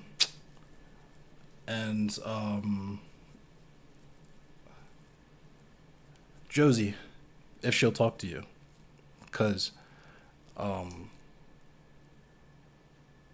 yeah, we've already established that people don't really take you seriously. But like, you don't have like just before because I think we're coming. I think you want to get to the end, is what I'm sensing. Yeah. Just so I'm walking away with a sense of clarity. And I like understand your argument correctly. Please correct me, because I'm legitimately trying to steel man this. I don't think you legitimately are. Okay, so then correct me. I lost faith in this conversation a while ago, as around the time that you started implying that I'm making the arguments for ethnic I nationalists. did not do that, and no one will be able to produce You any type of did. clips of me doing You that. did. But You basically implied that I'm making their arguments I for them, basically implied. even though you asked me what their beliefs are. You wanted to ask me what these people that I'm trying to convince to view me as a human, what their beliefs are, and I gave you what their beliefs are, and then you tried to make it out like I'm doing this horrible thing. I'm arguing No, I didn't, their Stardust. argument on behalf of. Yes, you did. Don't fucking gaslight me, my dude. I'm not gaslighting you. You are. You are. Is this what we're gonna do right now, Stardust? I asked you. Yeah. You said they're not all white supremacists. I said, what are they? You said ethnic nationalists, and the difference is they don't think that their ethnicities are superior. They think that people should just live separately. And I asked you, Stardust, how is that different from segregation? And you were They like, think it's different. They think that they would do it differently. how is that meaningful to say when we know that they are just white supremacists? That was the point. Some of them, because a lot of them aren't white. A lot of them aren't white. You think you need to be Right. white to be a white supremacist? No, not necessarily. But if So they then think why is that important to bring up ethnic either? nationalism is the way, if they think that ethnic nationalism is the way, I don't think that necessarily means that they're white supremacists. So you're telling me that there's like, I don't know, there's like Navajo supremacists in Richard Spencer's chat. Not Navajo supremacists, no. So it would probably be people who more align with what Richard Spencer's talking about. Yeah, sure. Okay, so white supremacists. Not white supremacists. Some of them are, yes. But again, not all of them. Why would not a white supremacist be into white supremacy? They're not necessarily. I've already explained this to you. Some of them Richard are Spencer's very not a white passive. supremacist? No, he is. They're So- very passive viewers. So you're just saying his viewers are A too lot of dumb viewers to are understand? passive viewers. His viewers are A too lot of dumb to passive- know, they're too dumb to know he's a white supremacist? Is that what you're saying? They're just like not clued Dumb, in? They're just too passive. They just view the content passively.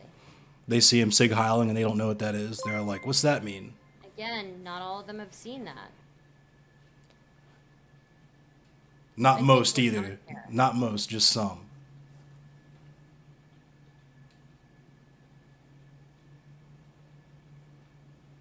So, I think we're done, my dude. I don't think we're getting anywhere with good faith here. no, okay, so I let's do just close explain- really quick. Your goal is you want to attack white supremacy, yes? My goal is to humanize myself. So you before don't care people. about attacking white supremacy. My goal, as I've stated since the beginning, Mm-hmm. has been to humanize myself before people who don't typically see me as human. But you haven't demonstrated how that makes other people not white supremacists anymore. Sometimes it can, Sometimes. right. Everything is a sometimes. No. There's things that you can do that keep the community safe when the focus is on keeping your community safe and not trying to talk to neo-Nazis. You understand that, right? Because neo-Nazis like have their own community. It's pretty strong. And They got politicians, cops, my- all that. My community is able to handle this. My community is very strong. Why do you rely on them? and my community they're full of intelligent people. They're full of people who know what they're doing. And it's How many of them told you not to talk to Richard Spencer? A few of them are hesitant about me doing it. So But a few of them no. did?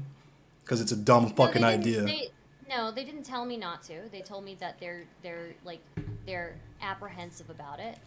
How'd But they feel about it after it majority came of the out? Majority of the people in my community support what I'm doing, and they know what they're doing. But all the anti-fascists think that you interviewing Richard Spencer and doing free PR for him is good? The anti-fascists that are part of my mod team, yes. Is that what I said? I don't know about the anti-fascists in the rest of my community, but the anti-fascists that are part of my specific mod team, yes. See, that's strange because I care very strongly about what the anti-fascists in my community think. to the point where I've composed my community mostly of anti-fascists. My So strongest, it's really again, bizarre. the strongest anti-fascists in my community are on my mod team. Word. Just a question. Because we had the model minority conversation. I'm really not interested in having any more questions from you. I feel like we've done what we can here. You've chosen to purposely misinterpret me or purposely strawman me. And You I can't just even don't answer think basic we're having. questions. I've You answered haven't all even your given me questions. that. You haven't given me the opportunity to do any of I've that. answered. I've answered every single No, you question didn't. you've You asked haven't me. I demonstrated have. how. You have not demonstrated how it Haven't attacks white demonstrated. You supremacy. haven't demonstrated. You haven't demonstrated. You seem I upset. feel like no, I'm not. I'm tired. And I don't really want to continue this conversation What's because you're wrong? like you're the fourth conversation I've had today. Would you So enjoy this conversation more if I was a neo-Nazi? no, I wouldn't. I kind of feel like you would. I would not. Word. Well, then why do you talk to I want to them? hang out with my. I want to hang out with my community now. It's not the neo-Nazis? It's not the neo-Nazis. It's Are the you sure? generally majority leftist community that I have. That is actually significantly more left than I am. And they're all really, really stoked, and they all think that interviewing Richard Spencer is a really super duper good idea, and you should continue to talk to people like PP Brit. Yes. These are anti-fascists, like people who are anti-Antifa. Yes. I kind of don't believe you. Okay. Well, that's up to you. All right. It's weird that you believe that these white supremacists like you when you admit that they just kind of want to don't. fuck brown women. They don't like me. So then what's the point? I thought you were humanizing yourself. I'm humanizing myself for No, the you're not. audience. They want to I fuck you. am. That's it. You just said that. No. No, I never said that. You did. You said there was a weird white supremacist thing where they like Asian women, they like Indian women. You said that. I didn't say that. No, I said that You had didn't? asked me earlier. You asked me earlier about, how many of them have friends who are minorities. Yeah. Right. Some of them, and quite a few of them are married to minorities. The context of that conversation is very important. Very, very important. Because you know that some of them have a thing for brown women or Asian women. No, I did not say that. You're the one who's saying that now. But You didn't just say that a minority of them are married to like Asian women or they're like married to minorities, yeah. yeah. So you don't Married to people of color. I think look, the people that I'm trying to get them to see me as a human, they don't though. they do. Because How do you know? Because if they're fetishizing me, they're not seeing me as a human. Right. How do you know they aren't? I know the difference. You do? I do. You can't even present to me any one of the people from their audience, but I'm supposed to believe that not only do they like you, they're not also actively fetishizing Why you. would I introduce you to any of them from those audiences? You can don't- barely handle a conversation with me. Stardust, you don't understand. Why would I introduce you to my community? You don't understand why it would be important to have people on deck to say, "Hey, I'm from Richard Spencer's audience, and I'm not like that anymore because Stardust talked to me." Again, I have people. Where they at? They're not going to radically change their views, but there are people who hang around the community who have come from those spheres. Where they at? How do you know that they are humanizing you when you admitted that you don't know? They are around, and Where? I do know because I've had conversations with them. Okay, slide to the right. I know I'm not the first person to ask you this, but you always treat this question like it's something nebulous and not something quantifiable. Like you couldn't go, "Hey, you denouncing fascism or you're leaving this community. Can you talk about why?" That should be your third interview, Stardust. Interview someone who's left Richard Spencer's community to come to yours. Again, you think that my goal with this is to make people just that Humanize you, yeah. My starting goal To be humanized, yeah. Them humanizing me is. And you don't even know if you're accomplishing that. No, I do know I'm accomplishing that. How? I get feedback every single time. Where? Let me finish. Are you gonna let me finish? I just asked a simple question because you're making claims and I'm asking you to substantiate them. you continue to talk when I'm Okay. trying to explain to Just you. really quick, I really have quick. conversate no, not really quick. Okay. No. You're I have asserting. conversations. I have conversations with people after these things. I have people who will show up in my community who are new. And again, my goal my goal is to humanize myself for them. I am not expecting people to change their views overnight. What I'm doing is planting seeds of doubt. If eventually they come over after a few weeks or a few months, then that's great. That's what you think you're doing, but you can't demonstrate that. I mean, all right, I'll see you later, dude. Peace, Have a good bro. one. Enjoy. I accept your silent concession.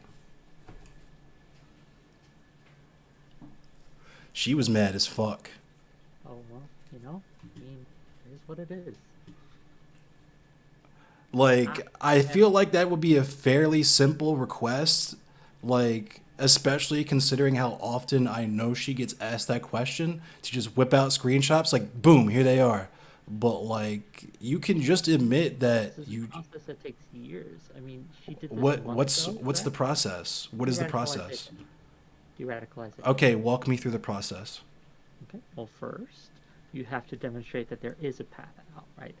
That they are not stuck, because this is what a lot of them believe. They believe that there is no other place for them. It's the reason why the KKK puts their children out in front when they do protests and things, and so that all the hate that gets directed their way is directed towards their children. So the Okay, children can I know, stop you for a second? of course.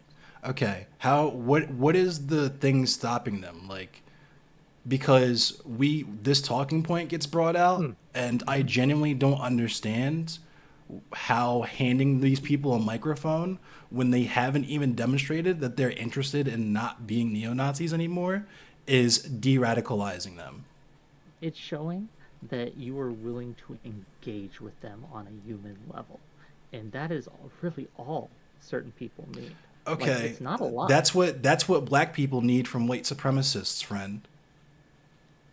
Look, it is a two-way street. It's It's not not that though. It's not everything though is because on she one side or the other. it's not Both it's parties have to work together. Are you genuinely saying right now that black people are 50% responsible for white Of course supremacy? not. Of course not. Did I say it's Okay. a 50-50 split?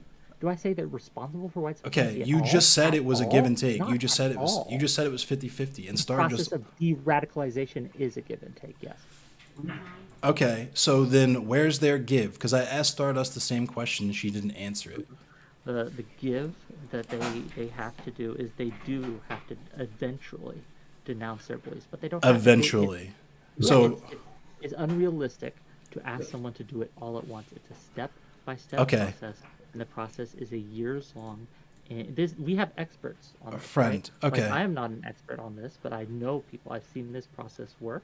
I've seen this process work on my families in both directions. I've seen family members become radicalized into these Okay. groups or close to these groups. I've seen other members be pulled out of it. It's a decades-long process that works both Okay. ways. The problem I have that you still haven't explained to me is that Quite sure. But I mean, Hello? they're there, so okay. We Did could you guys? because we You were guys, having a I'll conversation. I'll put Yeah. you guys back. I'll put you guys back. Okay. Oh, So the problem I have we is could talk that to Stardust, but number one, you're still talking about reaching out because you said eventually, right? So if we know that white supremacists just pretend to be liberal, what's to stop them from doing that and recruiting the whole time you're waiting for them to demonstrate that they're not white supremacists anymore? because That's number one. Number two, why are we focusing on the white supremacists as if they need so much outreach and humanization and fucking, all this shit when they have power? They have power. It's not like they it's have not like, much less than I think that you're suggesting. Because okay, when you say white supremacy, right, I'm not exactly quite sure what you mean. Do you okay. think all white? Let me ask this. Maybe this will explain. Do you think all Trump voters are white supremacists? Yes. See, this is where we disagree. There are plenty of people who are not white supremacists who voted for Trump. I What think is you're okay? using much too Okay. broad of a So, brush. okay, friend. So, what is the difference between a person who doesn't care about operating with other white supremacists and a white supremacist? One can hold beliefs and do actions while the other may simply tolerate that. There is a substantive difference, right? Do you You understand that there's a power the structure for white difference between. supremacy, though, right? So if that's Are you talking about systemic racism?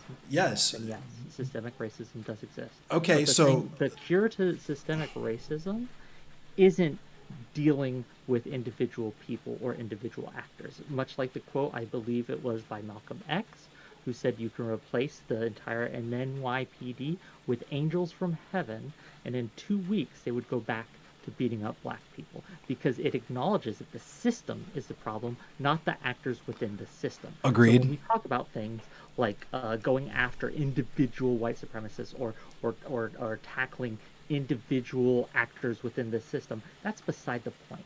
The problem is the incentive structures. The problem is the power balances or imbalances, I should say. So okay, so It's a deeper conversation than we now can have I was gonna say, so because I literally have this conversation on my stream all the time, which is why this is confusing to me. Because if you understand this, literally, what the fuck is the point of doing interviews with Richard Spencer? Again, outreach to their community is something that is necessary. It is Right? not. Because It is we have absolutely not. this is where you're just dead wrong, my friend. You're just What? dead Okay, wrong. okay. Like your way, this way of thinking, it's kind of new, and it's leading to more and more. It's rise not. in white You're supremacy. telling It's me not no. stopping it, It's dude. it's not. It ain't working. It's Your not. way ain't working.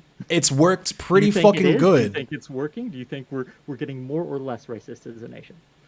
friend. The nation was Is it founded working? in Are we getting racism. more or less racist? As a What kind of question is this? Weren't you just quoting It's an Malcolm easy fucking X question to me? demonstrate how your way of doing things just isn't effective. You're literally saying that racism is black people's fault.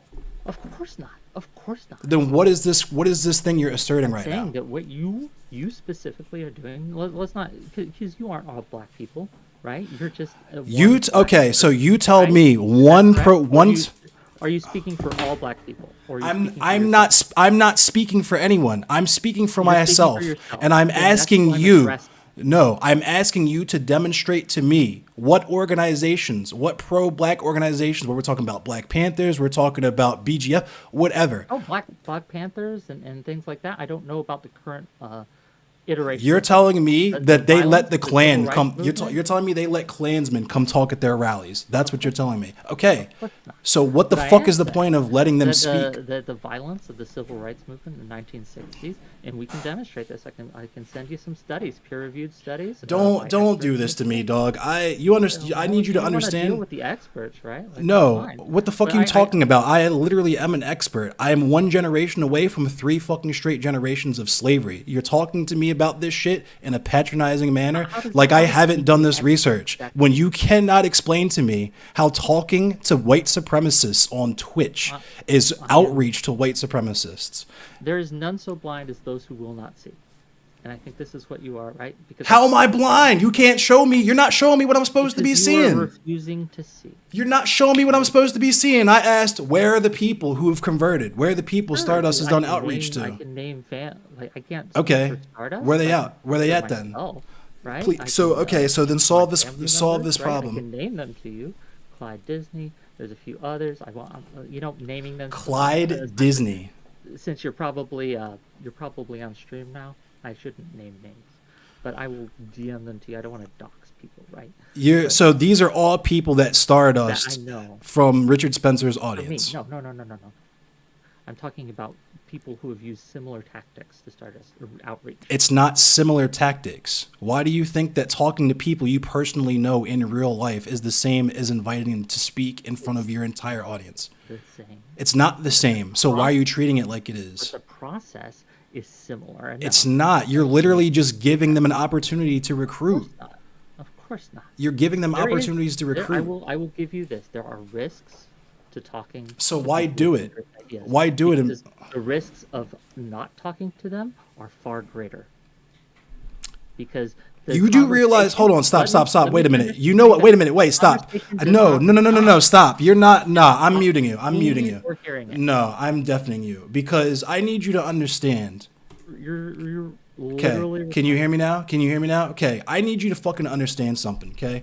I am a full Ebonian, Stygian, fresh out the mud, Mississippi mud, Ebonian Negroid nigga, okay? Do not fucking explain to me about institutional racism or fucking outreach or de-radicalization, okay? De-radicalization happens when you talk to your fucking racist ass Aunt Kathy and tell her to stop calling people trannies in public. De-radicalization is not when you invite Richard Spencer onto your Twitch chat to ask him about what he had for breakfast. And the fact that you guys keep fucking acting like this is insanely frustrating because you can't just say we're doing this because it generates clicks. It's not anti-fascism. It's not even doing what she thinks it's doing because she'll say that she's humanizing herself to these people and then in the same breath spin right on her heels and be like, but I guess some of them just really want to fuck Asian women, right? It's the stupidest shit in the world because you guys can't just say it generates clicks when we talk to controversial people and we really don't give a fuck about anti-fascism. We don't give a fuck about what anti-fascists do. We don't give a fuck about what black people have to go through on the ground every day. We just want to generate controversial content so that the kiddies on Twitch have something to watch during a lunch period and after school. That's it. There's no fucking baby steps. Malcolm X said himself, you don't stab me in the back 8 inches, pull the knife out 6, and call it progress. There's no such thing as a moderate white supremacist. If a white supremacist wants outreach, they can leave their organization, period. That's what's worked, that's what will work, and that is anti-fascism. That's security culture anti-fascism. Why? Because we know that white supremacists will lie to infiltrate cultures and organizations.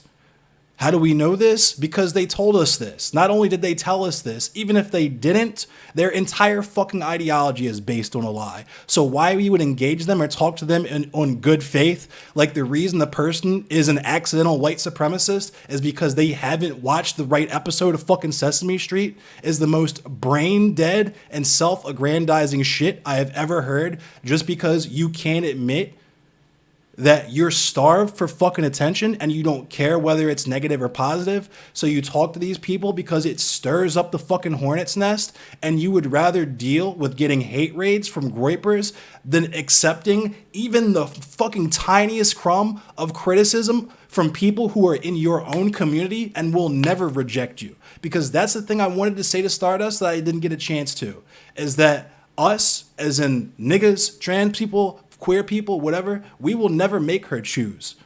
And that's what I was getting at with my abolition take, right? I said, I don't believe in irredeemable people. And the reason for that is because we all have to fucking coincide on this earth together. And if you say, you know what, this white supremacy is some fuck shit, I want to get down with some abolition, I want to get down with some black liberation. You know what my response to that would be? Fucking excitement. I would put you down with 3 books tonight. We'll be reading Huey Newton and beating our dicks together by the end of the week, right?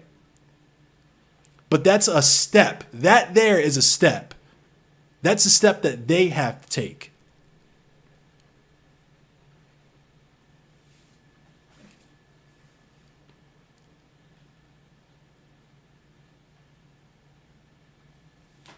I don't give a fuck if he's listening or not because he's fucking stupid and he's wrong. But no one's going to tell any of these people that they're fucking wrong because they're all surrounded by equally fucking dumb white people who don't know about fucking anti-fascism, right? These people don't know about anti-fascism. She's complaining, I'm doing this. Nobody asked me to do this. I'm doing this. Nobody asked you to do that, and we specifically told you not to fucking do that because it's fucking stupid, and you have no justification for it. Me, when I say things like, I kick Nazis out of my bar to make the rest of the people in the bar not feel uncomfortable about the fact that they have to share space with a fucking Nazi, right? Especially when we consider that it's Baltimore. There's trans people in the club. There's queer people in the club. There's black people in the club, right? And I'm supposed to let this fucker who wants to kill all of us in the club because it's important for them to know that there's a bridge back into being accepted on black Twitter? Are you guys fucking nuts?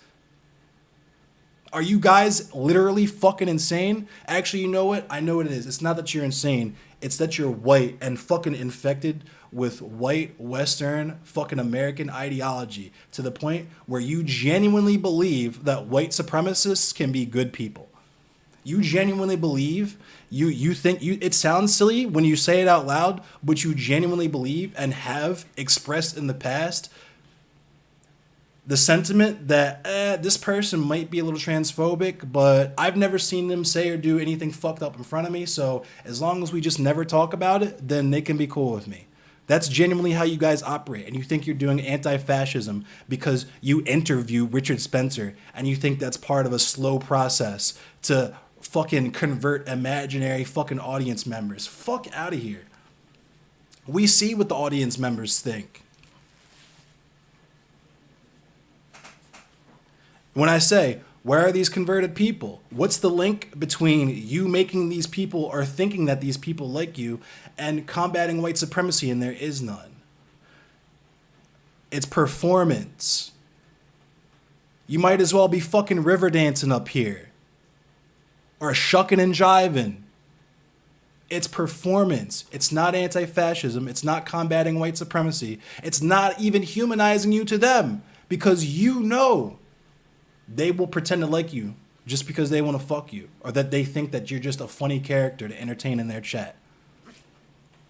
When I ask you, how are you humanizing yourself to them? How do you know you've humanized yourself to them? I know because I know, but I'm the one going in circles.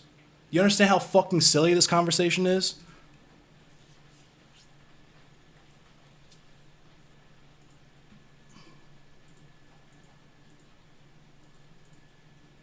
Like,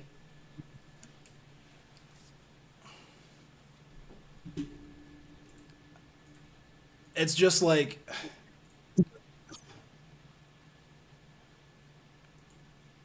you're calling me a LARPer because I actually give a fuck about my community and I want to keep them safe. That's the other frustrating end of it, is that it's not doing what you think you're doing, but on top of that, why the fuck are you focused on the Nazis instead of the people that they target? You think that just because you talk to both of them at the same time, that makes it okay? That's literally fence walking. That's literally fucking fence walking. You don't need to talk to Richard Spencer for people to potentially become not white supremacists anymore. They can do that all by themselves. They don't need you to talk to him. And you can't demonstrate that they do, because they don't. It's objectively true. You can't explain how your presence and your exposure can convert them to from white supremacy. You yourself say that you don't even expect that to be an outcome. So what the fuck?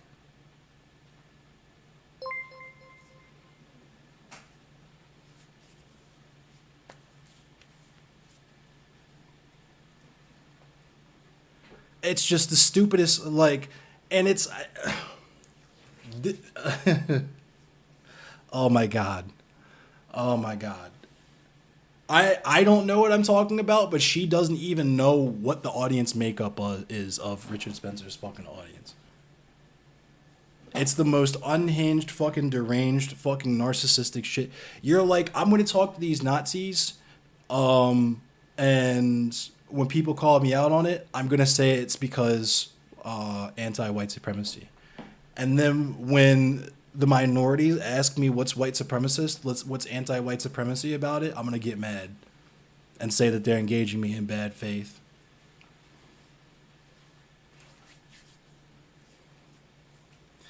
That's why I kept asking them to walk me through it, because it's like, okay, you see Richard Spencer and his audience. You know Richard Spencer's a white supremacist.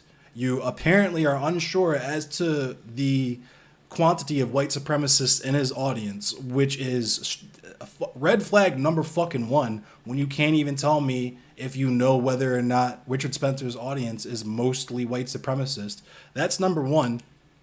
But you're talking to them with your primary goal being to humanize yourself to them, but you can't even demonstrate how or when that happens. The goal of humanizing yourself to them is with the hope that eventually they will take baby steps into, I guess, being an abolitionist, right? Just because they saw Richard Spencer talking to Stardust, right? It plants a seed, right? Like, what's the seed? When we're talking about literal seeds, I can show you the steps. You put the seed in the ground and you water it. And this week it looks like this. This week it looks like this. This week it looks like this, right? You're talking about planting a metaphorical seed and can't show me any of the steps of the process after that. You get right to, these Nazis are paying attention to me, right? You have a problem with how when I phrase it like that. So you have to phrase it as I've humanized myself to the Nazis. And the reason why you know that you've humanized yourself to them is because they're paying attention to you and not calling you slurs. You know how fucking stupid that is? And then you can't even show these phantom conversations with these people about how their ways have been changed, which you don't even expect to be an outcome of conversing with these people in the first place. But, you know, hold on, because I'm still in there. I just realized I'm just kind of going in Stardust's chat. Let me go ahead and fucking leave this goofy ass shit, because I don't think she's going to want to talk to me again.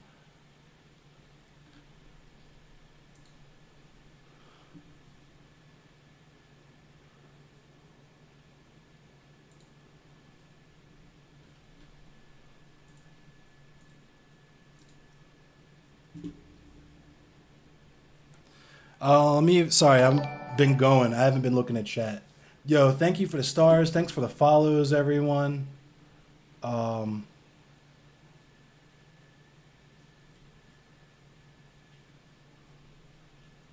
Shit talking panel.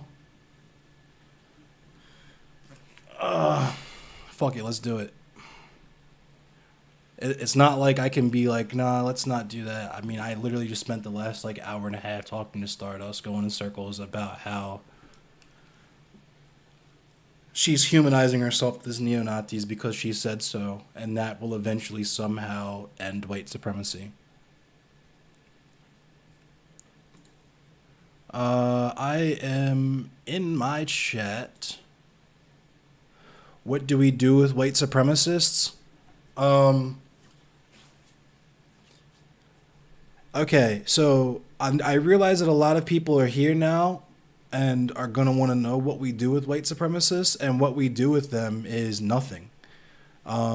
We combat them where we can, whether we're kicking them out of clubs or we're doing what fucking Stardust is fucking anti-fascist fucking mods who I don't believe are actually anti-fascists do, where you fucking keep Nazis from entering the country or whatever. It's a different layer because as real true leftists and anti-fascists in here, we know that the white supremacists are the United States government, but that's neither here nor there.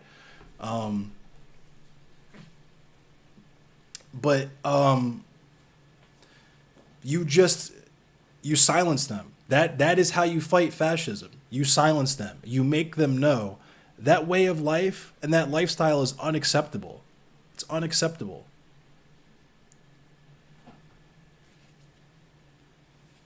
And then once they've said, you know what, maybe it is unacceptable. How do I change my ways? That's when you invite them in. You don't just talk to neo-Nazis because you want clicks. Yo, what up, Freckle? Hey there. That was wild. I'm just like, you don't know if Richard Spencer's chat is mostly white supremacist. Yeah, which... I sent them into a hug box of cope. That's funny. The other thing that the part that just really gets to me is de-radicalizing is pretty much always like a years-long process because it requires someone to deconstruct deeply held beliefs and core values. And, yeah, a panel or a debate, that... First of all, that ain't it. Right. And if the target is Richard Spencer's audience, like, strictly speaking, if that were her goal, she would be very intimately aware of that audience and like would be infiltrated within that group. Like that's what that looks like. She would know who's vulnerable to de-radicalization, and they would be approached privately, out of the eye of the entire community. That's the crazy thing is that he was literally just saying that the people I know in my life with the de-radicalization, yes, the people you talk to privately in your real Yes. life. Like I Yeah. don't understand why we keep comparing that to And here's talking the to. thing that I think you keep hitting at, um, is Richard Spencer and his audience. They are extremely aware of this, and they do know how to infiltrate communities like Stardusts, and they do know how to identify people who are vulnerable to radicalization, and they do know how to radicalize those people. They don't believe that though. They think that Stardust herself said that her audience is too smart. She thinks that they're too smart for that. Even though Yeah, she well, doesn't even know what his audience consists of. yeah, she also doesn't know his line of thinking. She doesn't understand his arguments or the propaganda that they use or the way that it changes from day to day. Right. Like you're literally talking to people whose entire ideology is based on a lie. Why would you ever, for any reason at any point, engage them in good faith, especially with the intent to directly expose them to people that they specifically target as part of your community? Like that Yeah. shit is so fucking irresponsible. And like, yeah, hang on, I gotta go unlock my door really quick for a friend. I'll be back in like 2 seconds. You can talk to the chat if you want. I'll be right back. Yeah, sure. Hi, chat. It's Frackle. But yeah, so radicalization and de-radicalization are, people talk about it like it's a solved problem. It just requires some brave streamer to step up and do it. The thing is, there have been so many figures, and um, they're usually very liberal brained that think I can win in the free marketplace of ideas, and it doesn't actually work that way. That mindset is always going to benefit the people who are willing to be dishonest and who are willing to manipulate that that appeal that liberals have towards that free marketplace of ideas mindset, to get them to sympathize with like fascist ideation. So yeah, that is one of the dangers of that. Right. Hold on, because I'm. Did you see in general? Uh, There's people in Stardust chat with gems like gonna goose step my way to get tacos, honk honk. Ask him if he's a black supremacist. Who start talk? Repeal the Civil Rights Act then, so you can get freedom of association back and the ability to discriminate. Someone just said unga bunga. ooh, Someone said yeah. no, but this guy is making me think grapers are kind of chill. So, and this is actually, There's no oh, possible fucking way that any of these people would be amenable to anything Richard Spencer says, though, right? yeah, this is actually extremely illustrative, uh, and if you, so this is actually a criticism that I've made. I haven't actually spoken to Stardust. Stardust would never speak to me. I'm not a big streamer or anything, but if you dig into her content and her recordings, VODs, and such, and you go before she started talking to a bunch of Nazis, her community wasn't as racist and bigoted. They didn't drop these kinds of, um, you know, dog whistles and flat out racist sentiments and stuff. And it has gotten progressively worse as she has been talking to these people. So this is a like illustration that her community has been impacted by the decisions she has made. The fact that she can't see it or is dishonest about not seeing it is immaterial to the effect that it has had, Right. but it is something that can be observed very clearly. Oh yeah, there's a very obvious pattern of behavior. She's not honest about it. Yeah. So it's. And I do honestly believe her when she says that it's just for entertainment. But then she keeps trying to play this, oh, but I'm also trying to like save people and be the white savior. Like, Yeah. oh god. Uh, It's wild. Sorry, I was live tweeting. Yeah. But it's also not unique, right? Like that there have been many people who have gone down this path, and many of them have ended up becoming right-wing reactionaries. I was just That about to ask, do you think that the focused so heavy on like how much of the whole they feel like they have no way back? How much of that do you think is projection because they think that there's no possible way they'll ever be taken seriously again after riding this hard for talking to Nazis? I think it becomes projection over time. A part of it too is once you start thinking in those terms, you're basically disciplining yourself to be sympathetic to fascists and always be forgiving of them for anything that they do. Like that mindset is basically locking yourself in with your abuser until you're comfortable with your abuser. Like where do you go from there if they don't learn and they don't change their behavior, but you're still stuck on, but what if I close the door on them? How do they get out? Then you just stay locked in the room with them forever? Like, what is Yeah. that? What does that look like? Right? It's like it's just such a weird like double think where it's like we have to extend a bridge, we have to do outreach to these people, but at the same time you're like, no, of course I would never say that racism is black people's fault. But you're literally saying that the reason why a lot of people stay in these arenas is because we're not nice to them. Yeah. Fuck being nice to Nazis. Yeah, and that's another. So yeah, it's two things that I'm sure you understand. Number one, if you're a white supremacist, especially like even if you're high key about it, the quality of your life is not as diminished as the people who are targets of your type of bullshit, right? Like you could definitely live a 100% normal and full life being an out and out outspoken white supremacist.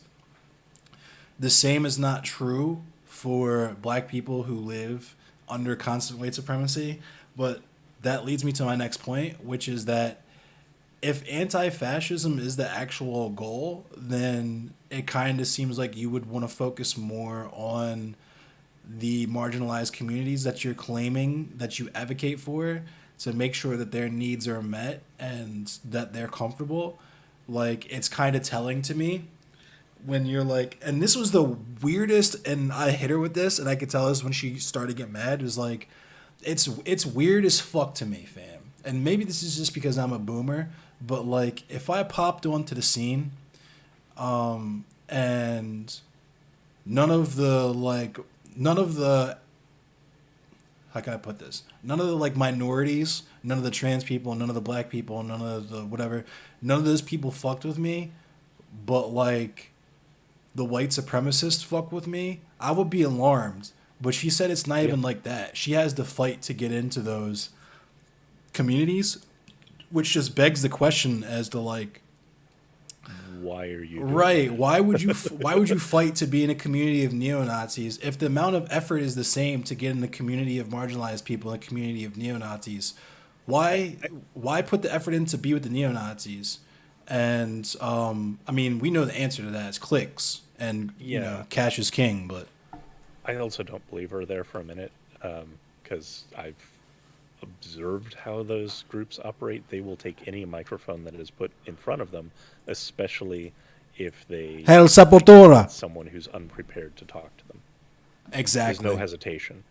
I mean, that's the Steven Crowder method. You know what I mean? Yeah. Yeah, absolutely. And the people who talk to them never know that they're not like. I'll also add to what you were saying in that even if white supremacists weren't like attracted to my content, if I hopped onto the scene and a bunch of you know black and queer and such creators came to me and said, "Look, Chief, what you're doing ain't it." I'd self-reflect. I'd say, Right, "Well, yeah, of okay, course, yeah. Right. let me check myself here and shut the fuck up for a second and listen." No, we're not. We're too smart for all that though, because it's all about me, me, me. That's all I heard throughout that entire conversation. I'm humanizing myself so that I can get more clicks. Yeah.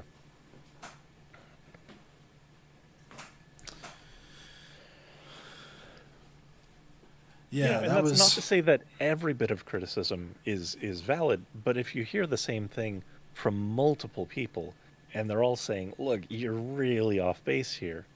You really, really should well. That's the start confirmation to listen." bias, is because she Yeah. admitted that not every anti-fascist from her audience like fucks with that. She just chose to go with what her mod said because they agree with her. Oh, she's self-selected any anti-fascists out of her audience, and that's the other thing that That's what I'm talking to saying. Nazis Is does. I because you know me. I've said it a million times. You let one Nazi in the club, congratulations, you have a Nazi club because everybody else leaves. And Yeah, yeah, it's basically what happens. You do that, and it starts creating a structure to self-select an audience who's sympathetic to fascism, because everyone else heads for the door. right. But she thinks that because she talks to she like does hippy dippy with Josie and shit sometimes that it means that it's the silliest shit ever. Like I mean, like just looking at this Hippy chat. Dippy has plenty of fascists on it Right, too. right, yeah, but so like, yeah, for sure, that's true. But I'm like, how could you look at this chat and be like, yeah, black people are welcome in here? I'm sure there's Right. lots of black members in my community. Yeah. Cause like my chat's black as fuck. I actually had to call my chat because my chat overlaps with FGC. I had to calm y'all. Niggas were horny as fuck on Monday. A little too horny on here on Monday. I had to calm y'all down a little bit. But my chat's black as fuck. My chat's queer as fuck. Like the community that I've aggregated just from like fucking around with so many other based ass streamers. Katarana, of course. You're not really a streamer, but like the conversations I've had with you, fucking, Yeah. you know, just like, I yeah. yeah. I actually got so I have chapter 1 out entirely. It's unlisted at the moment. I just wanted to like look at it myself, and I'm gonna try and get the rest of it this weekend. Yeah, plug that shit because people were asking if you got a streamer or whatever. So if you got a YouTube, plug your YouTube channel. Yeah. So I did earlier, but Weird. yeah. Watching me on Vosh, I appreciate you. Yeah, that's the other thing. Like, we talked to Vosh. Talking to Vosh again. I think it'd be pretty cool, depending on what we talked about. But that was a cool conversation. I appreciate you, dog. This YouTube shit is different. But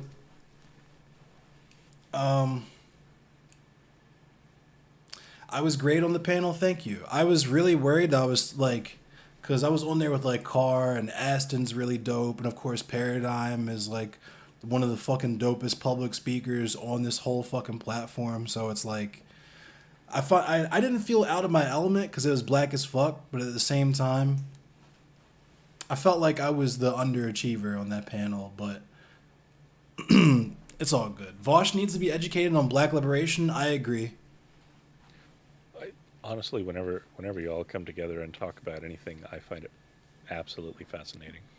I appreciate you, Frackle. Anytime, like, I don't know. I fuck with whenever we talk or whenever I talk. I like see that you're talking to someone or do an interview and whatever. Because number one, you have the straight NPR voice. Your voice is ASMR and soothing as fuck.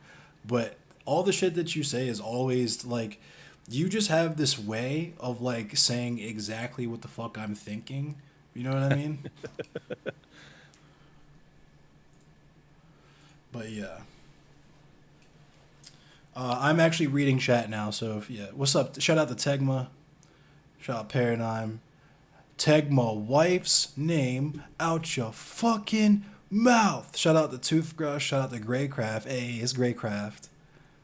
With the powerful Mimichu. Shout out to Fluff, of course. Shout out Big Richie Lizzie in the building. Base of PJ. Shout out Weather King. Shout out Magic Cat. But yeah, I have apparently a lot more viewers than normal. I'm kind of afraid of that just because I know the people who watch Stardust, and that kind of worries me a little bit, but we'll see how it plays out. Yep. Well, I mean, the audience you have won't put up with any bullshit, so, Right. you know, if anyone tries to get... Yeah. Hang on, I'll be right back. I will be right back. Oh, shit.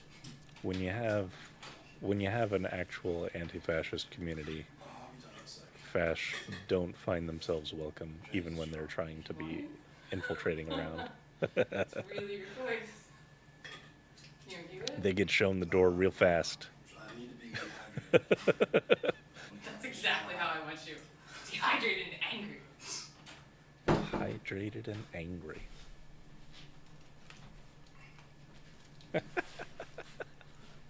What's up,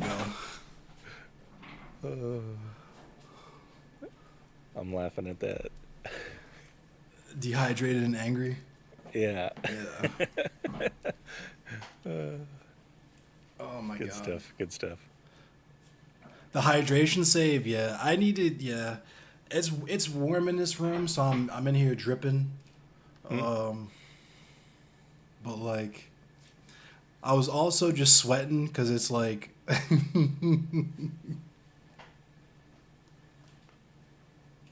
I'm gonna chill. Mm-hmm. Dripped out with the ice. I'm dripping right now, and that was what was tight too. Stardust was like, "You're wearing a Sepultura shirt," and I was like, "You see the drip?" I fucking had to stand up, show the Quake shorts too. You feel me? Drip.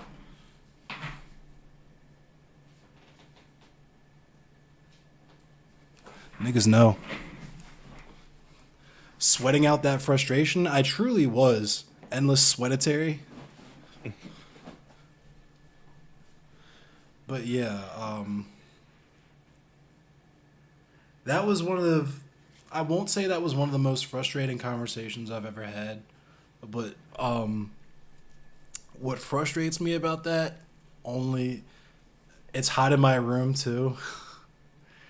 The only thing that frustrates me about Like that is the struggle between wait, that was Wick? Who was that? That was Wick? I didn't know that was Wick. I don't know what he sounds like because I don't know who he is. what this friction is, what this conversation that you've had is basically the tension between actual like That's funny. revolutionary leftists and the white liberal establishment in microcosm. Like that's really all of that. That's exactly what it is. If you had to distill that entire dichotomy down to a single conversation, that's what it is. Pretty much. It's we can reason Wick with- the White Weasel? Yeah, I legitimately, like, I thought that was just some random from, because, you know, Stardust is a bunch of goofy-ass, dumbass people in the I mean, they're in Stardust Discord server, enough said. I thought it was just some random-ass, dumb white dude, like, because this is the thing, right? Is that like none of these people are different. They're all just like toxic pseudo-intellectual white men who are ready to die on the hill of we need to talk to Nazis. And it's like Yeah. I didn't know who was when I criticized him for the transphobic thing. Mad Lad tagged me in, and I got the tweeting, and Stardust got in it for whatever fucking reason because she was also mad, and now we're at where we're at because motherfuckers can't handle basic criticism. Like this man Wick was mad. He's talking about ACAB means thought police, and that it's frustrating to have to explain why you need to talk to people you disagree with. And it's like, fam, these people want to kill us. You know that, right? The people you're talking about want to kill us. They won't say that because it's TOS, and they won't tell you that either because you would be repulsed by that. But when they're behind closed doors, they know what the fuck they want to do. Mm-hmm. Wick is a main character on the Prime K roster. Another sweetheart from that stellar and absolutely top-notch educational fucking content panel. Yeah. What's also fascinating, just to kind of touch on that, when you say behind closed doors, they know what they want to do. I actually think that a lot of it is goes unthought about. It's that they are so accustomed to just having the police maintain white supremacy for them that it doesn't even enter their mind. They just want the system to kind of stay. It's kind of working. Yep. Just kind of, if things get shaky for them, just call the police and they'll make the problem go away, even if that means continuing to lock up all the black folk. Basically. Yeah. But it's not as important. It's not as dangerous though, because they're not friends. They don't like each other. You know what I mean? Yeah. Unreal. Unfucking real. Damn, I appreciate all the love, everyone.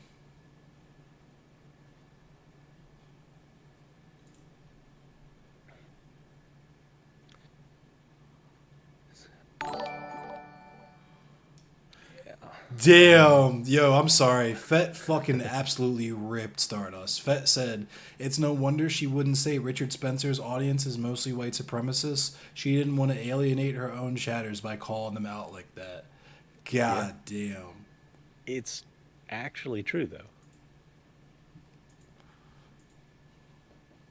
Bink and you are going to Eiffel Tower Richard Spencer's mom. Can we not do the thing where we make my chat horny as fuck again tonight? Yo, Justin, I appreciate you, Justin. We'll get together again. So, okay, just because if you're still here, Justin, because people are saying I LARP and shit, and just because I'm petty and it's gonna bother me, even though it shouldn't.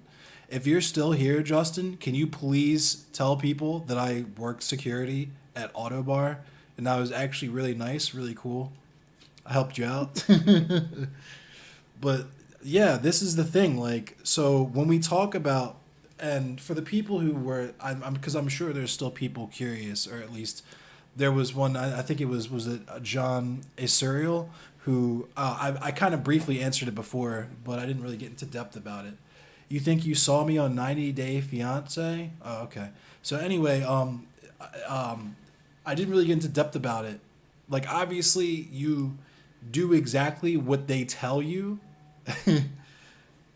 You shouldn't do, right? Because of course the Nazis are going to say you need to outreach to us. Why the fuck wouldn't they say that? If they're telling you that cutting them off is the wrong thing to do, that's probably what you should do, right? Yeah, they will never tell you how to defeat them. Right. That's Despite what people like Stardust will tell you, how if you get them on enough panels, they'll like eventually just like debate brain and spill all of the white supremacist secrets. But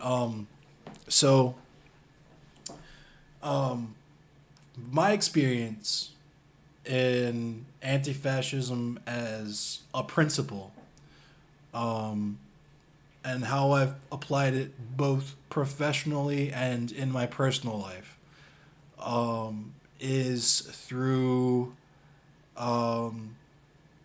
I'm just going to fucking say it, the application or the threat of violence, point blank period. Mm-hmm. So when we're talking about the analogy of a club, because this dumbass fucking Wick was trying to say, Like, the dumbasses were trying to say that kicking the Nazi out of the club doesn't defeat white supremacy. And of course it doesn't. That's not the fucking point. The point is to keep the targets of white supremacy safe. That's the point, right? So, like Frackle and I said earlier, you have a club. You decide you want to let one Nazi in the club. People see that, right? And you might think that it's cool. You're just going to have a mixed crowd. Even though deciding you want to mix trans people with transphobes and black and indigenous and so on and so forth people with white supremacists is the most narcissistic and deranged shit I've ever heard of in my entire life. But let's assume that that's legitimately your goal because you think you want to do outreach to the Nazis and you're not really worried about protecting the people that they target. We're going to fucking leave. And what's going to happen is that one Nazi becomes 3 and 3 becomes 6. And now you have a Nazi bar because the Nazis say, hey, there's dumb motherfuckers here who won't kick us out. And all the other people that we don't like left. So we have ourselves a nice place to camp out, right? And we're seeing that happen in real fucking time with Stardust chat, with Wix chat, I imagine, with Dylan Burns fucking, fan base, with the hippy dippy shit, whatever, right? We're seeing that play out in real time because that's what happens. I don't give a fuck what research and experts you talk about. I've watched this happen with my own 2 eyes multiple times. Maryland Death Fest is crawling with neo-Nazis because the organizers of that festival refuse to acknowledge or address it. But when I'm working security at a bar and I see it and can point it out, I say, hey, stop flying colors or leave. And guess what? That keeps all the rest of the people in the club safe. I don't give a fuck about whether or not that neo-Nazi is upset because he can't play musical chairs with us anymore. He's got to go home and talk to his other neo-Nazi buddies who are bankers and cops and fucking, you know what I mean? Like, I don't give a fuck about that. I give a fuck about keeping my community safe. And these people don't even understand community. They have no concept of community. They just want a cult of personality. They want to be Destiny. They want to be at the top of the pyramid and have a bunch of people who send them bits, you know what I'm saying, dono to them and shit, and make memes for them and create content for them so that they can live a comfortable life where they don't have to go to work and work a hard-ass job like I work because y'all motherfuckers will click on them and watch their shit just out of morbid curiosity because you heard that Stardust dropped the Richard Spencer interview the same day the Top shooting happened. I have to agree with John. I love the club analogy. That's a perfect one, and I'm going to use that in the future. Yeah. Like, it's just true. And, and there's receipts. I read that shit, what was it, Monday night? Where it's mad funny. It's not me making this shit up and saying it. You can read it on the Brooklyn Vegan shit. We told the dude, yo, take the vest off or leave. Mans didn't want to leave, and we told him, you can leave, you can move, or we can move you. The choice is yours. He got pissed off and he left, right? That's how it was professionally. In my personal life, I've talked about the band that I was in with the neo-Nazis, right?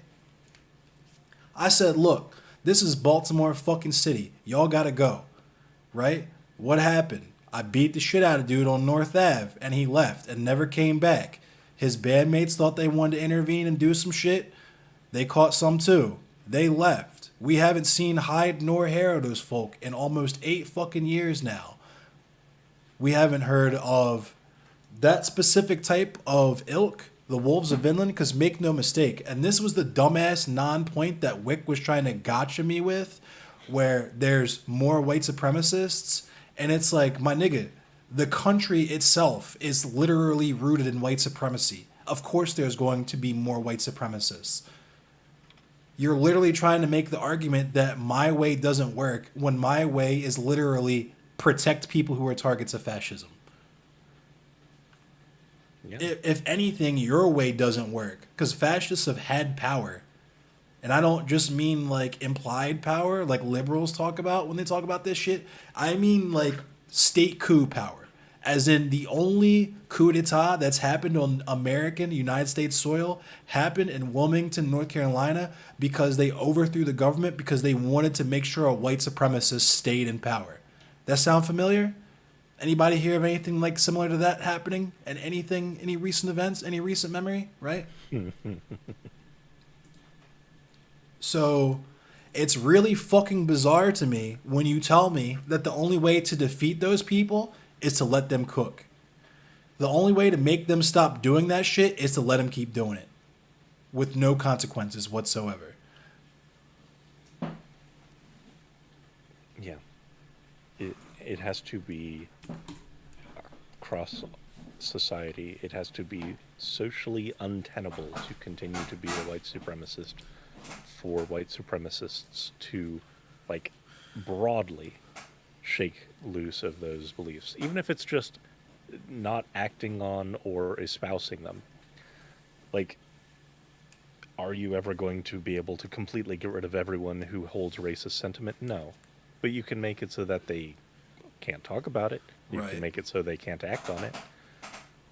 You can make them keep that all locked up in the closet. That's really the best that can totally be hoped for. Right. And you're not going to do that by inviting them to the table. Right. John Asterial said, "You've heard that the hate is perpetuated by fear and that more exposure to the target of their hate helps to bring understanding that their fear is unfounded. Yes, protect the minorities, but does healthy exposure really help? No, it doesn't, because the other thing is that white supremacy is a social contract, right? That's why we talk about white privilege, is because white supremacy isn't just hating minorities, it's benefiting from systems that oppress minorities. So and this is why I kept asking Stardust what the fuck the point of any of this shit is that it's all well and good that you talk to your racist Aunt Kathy and now she's out in the streets wearing a pussy hat, but she's still gonna vote for Joe Biden. Like,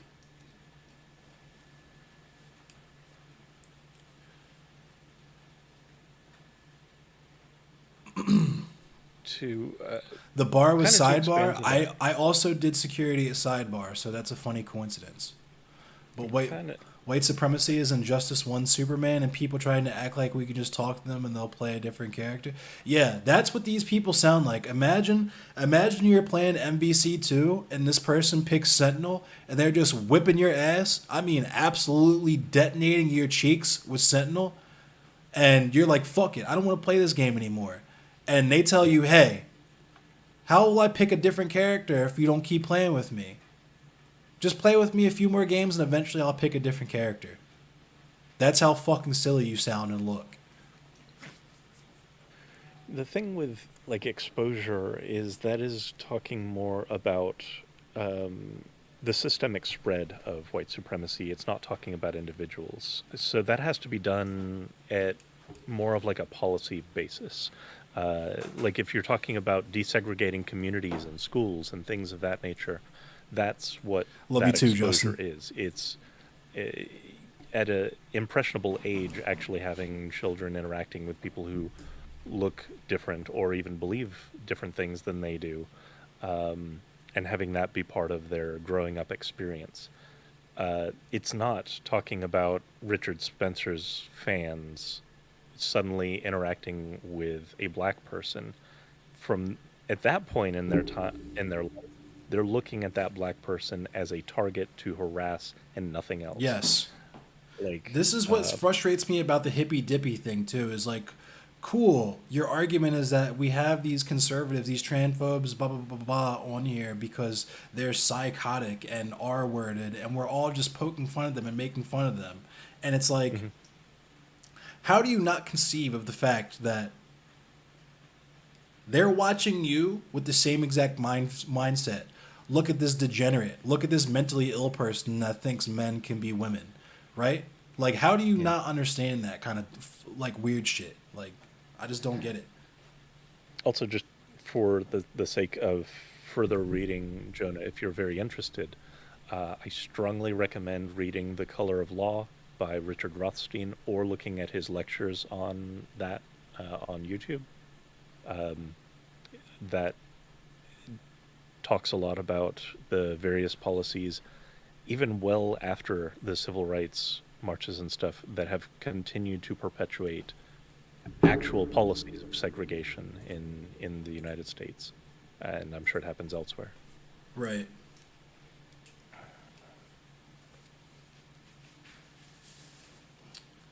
Graycraft. Some people that threw rocks at black students post-integration, shit hasn't gone away. In some ways, it has been strengthened. They just did, well, not just, because it was like 2014 when I read the shit. But I remember in 2014, some high school in Alabama got popped because they did a segregated prom. They literally did a whites-only prom. Well, I mean, let's talk about current events. Let's talk about fucking SCOTUS basically turning over Brown versus Board of Education. Oh, yeah, that too. Like, let's talk current events. That just happened. Yeah, that happened. I mean, there's and there's that is entirely 100% based on the desire to run segregated schools. Oh, absolutely. And if we're that's the federal level, but on the where the rubber meets the road, because I've talked about this one a couple times on the stream and on the podcast too, is that Carroll County here in Maryland, they just banned pride flags in the schools. Mm-hmm.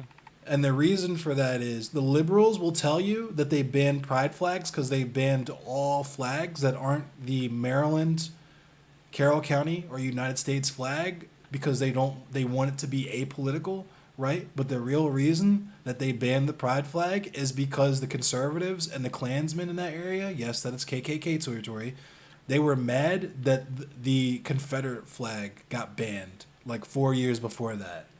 So they literally were like, yo, if we can't have our pride flag, y'all can't have your pride flag.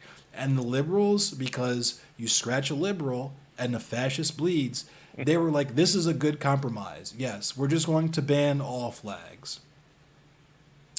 Everybody keeps commenting on a Sepultura shirt. Thank you, Squid Punk.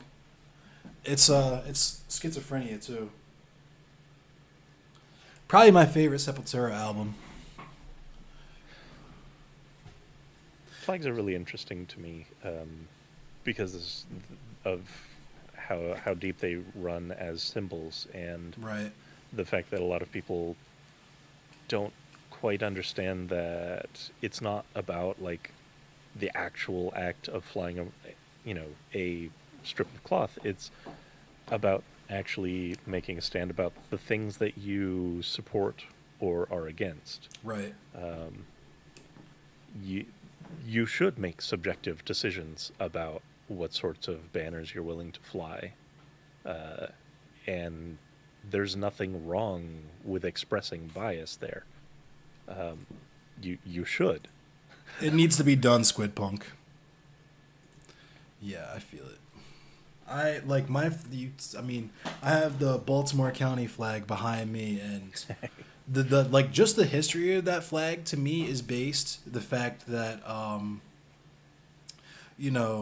it was designed by a youth, you know what I mean? So to me, and everybody said it was too communist, it was ugly, nobody wanted to accept it, and they got forced to ratify it by the like mayor or whatever at the time. So to me, it represents like the perseverance of youth, of like the youth being on code and on time, and adults being like, nah, fuck that, we know what we're doing, just because they've been indoctrinated a specific way. But the hope of youth persevering anyway, but also the flag itself, as in the physical symbolism that you can see on the flag. The kid that made it wanted to represent.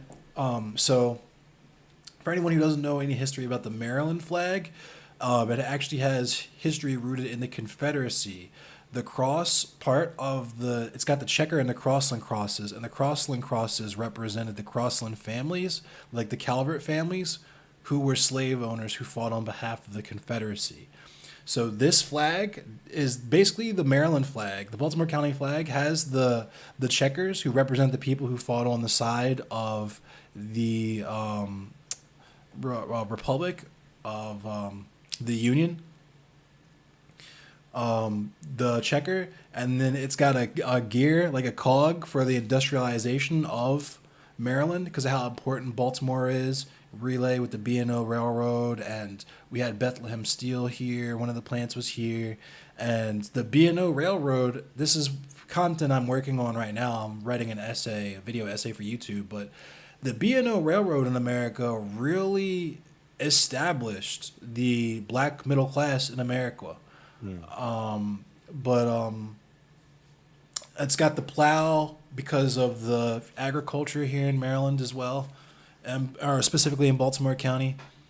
But yeah, also I'm just a child of Baltimore County. I spent most of my life in the valley. I still go there to find peace and quiet when I just need to go and be in the middle of some green and silence for a minute. And yeah, I also kind of want to do a video explaining the flag and why I fly it and everything too. I think that might be good content, but I think it would. Like it's a fascinating flag. It's very, very distinct. yeah, because the Maryland flag is pretty distinct. Like, there's a thing with Marylanders where like all of them have to have Maryland flag everything. So people will have like Maryland flag socks and shit, and it's like Yeah. there was always that aspect of it of like I said, the Crossland crosses on it because it's not the same as like flying a Confederate flag, but it represents the same team. You know what I mean? So Yeah. I fuck with it just because it basically removed. I don't know if the kid that designed it was conscious of it, but it removed that aspect of the flag and put things that are fucking based high key, like Yeah. a plow and a gear. Like, fuck yeah. Yeah. I am a cog in a machine. I'm an important cog. Absolutely. I want to touch briefly on something Jonah said there because I've been thinking on that. And while it would be fine if that did get equally applied. I was gonna say it's funny and to the- say that, but what's depressing is knowing how that's actually gonna play out. Right. And it's not even that even like requests for funding would be denied, although they probably would. It either it can't be equally applied because those communities don't have the money or land to just open schools, right? Like the white Protestant evangelical crowd are the ones who have all the land and the millionaires and stuff and can actually just That's funny, prop Black up a school Squid Punk. because they have And thank you, DC Metal Chris. built it on black labor. Right. Yeah. And so it just can't systemically serve all communities equally. It will only favor the white evangelical crowd. Yeah. I think I'm gonna end. I've been Yeah, streaming yeah. for almost 3 hours. Thanks for coming in, Frackle. I appreciate you talking for a minute. It was cool to kind of unwind and have some cool, soothing conversation after that. Yeah, I always enjoy talking to you. Hell yeah. I'm sure I'll talk to you again soon. We'll link on some content or something again soon, I'm sure as well. Absolutely. Catch you later. Alright, I'll see you.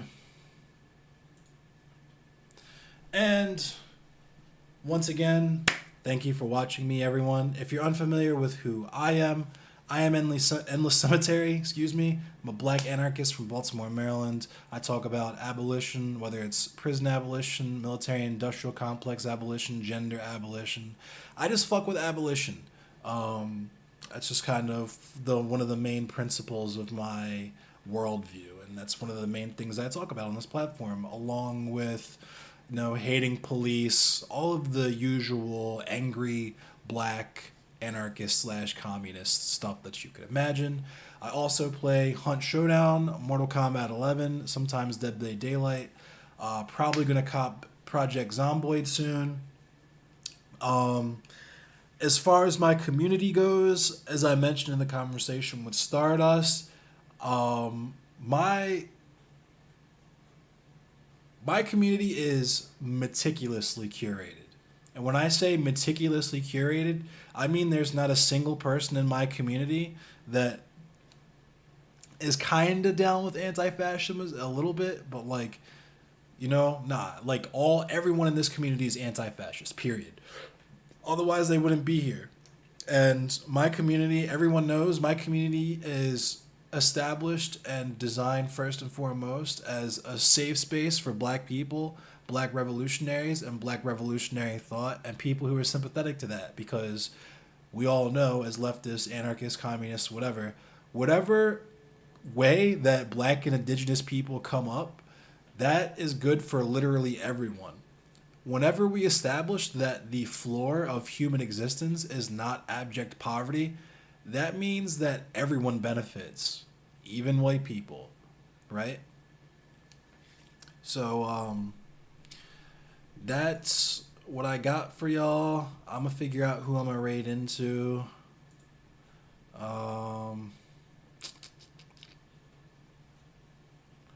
Let me see.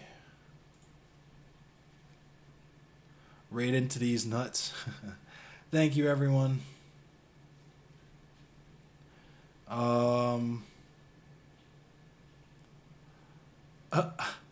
Keffel's stream title is I am the leader of the Communist Party now, so let's raid Keffel's just to be petty, because Stardust fucking sucks, but Keffel's is tight, so let's raid Keffel's.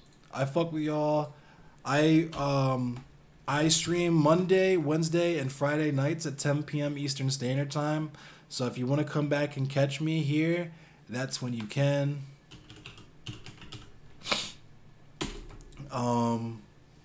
So yeah.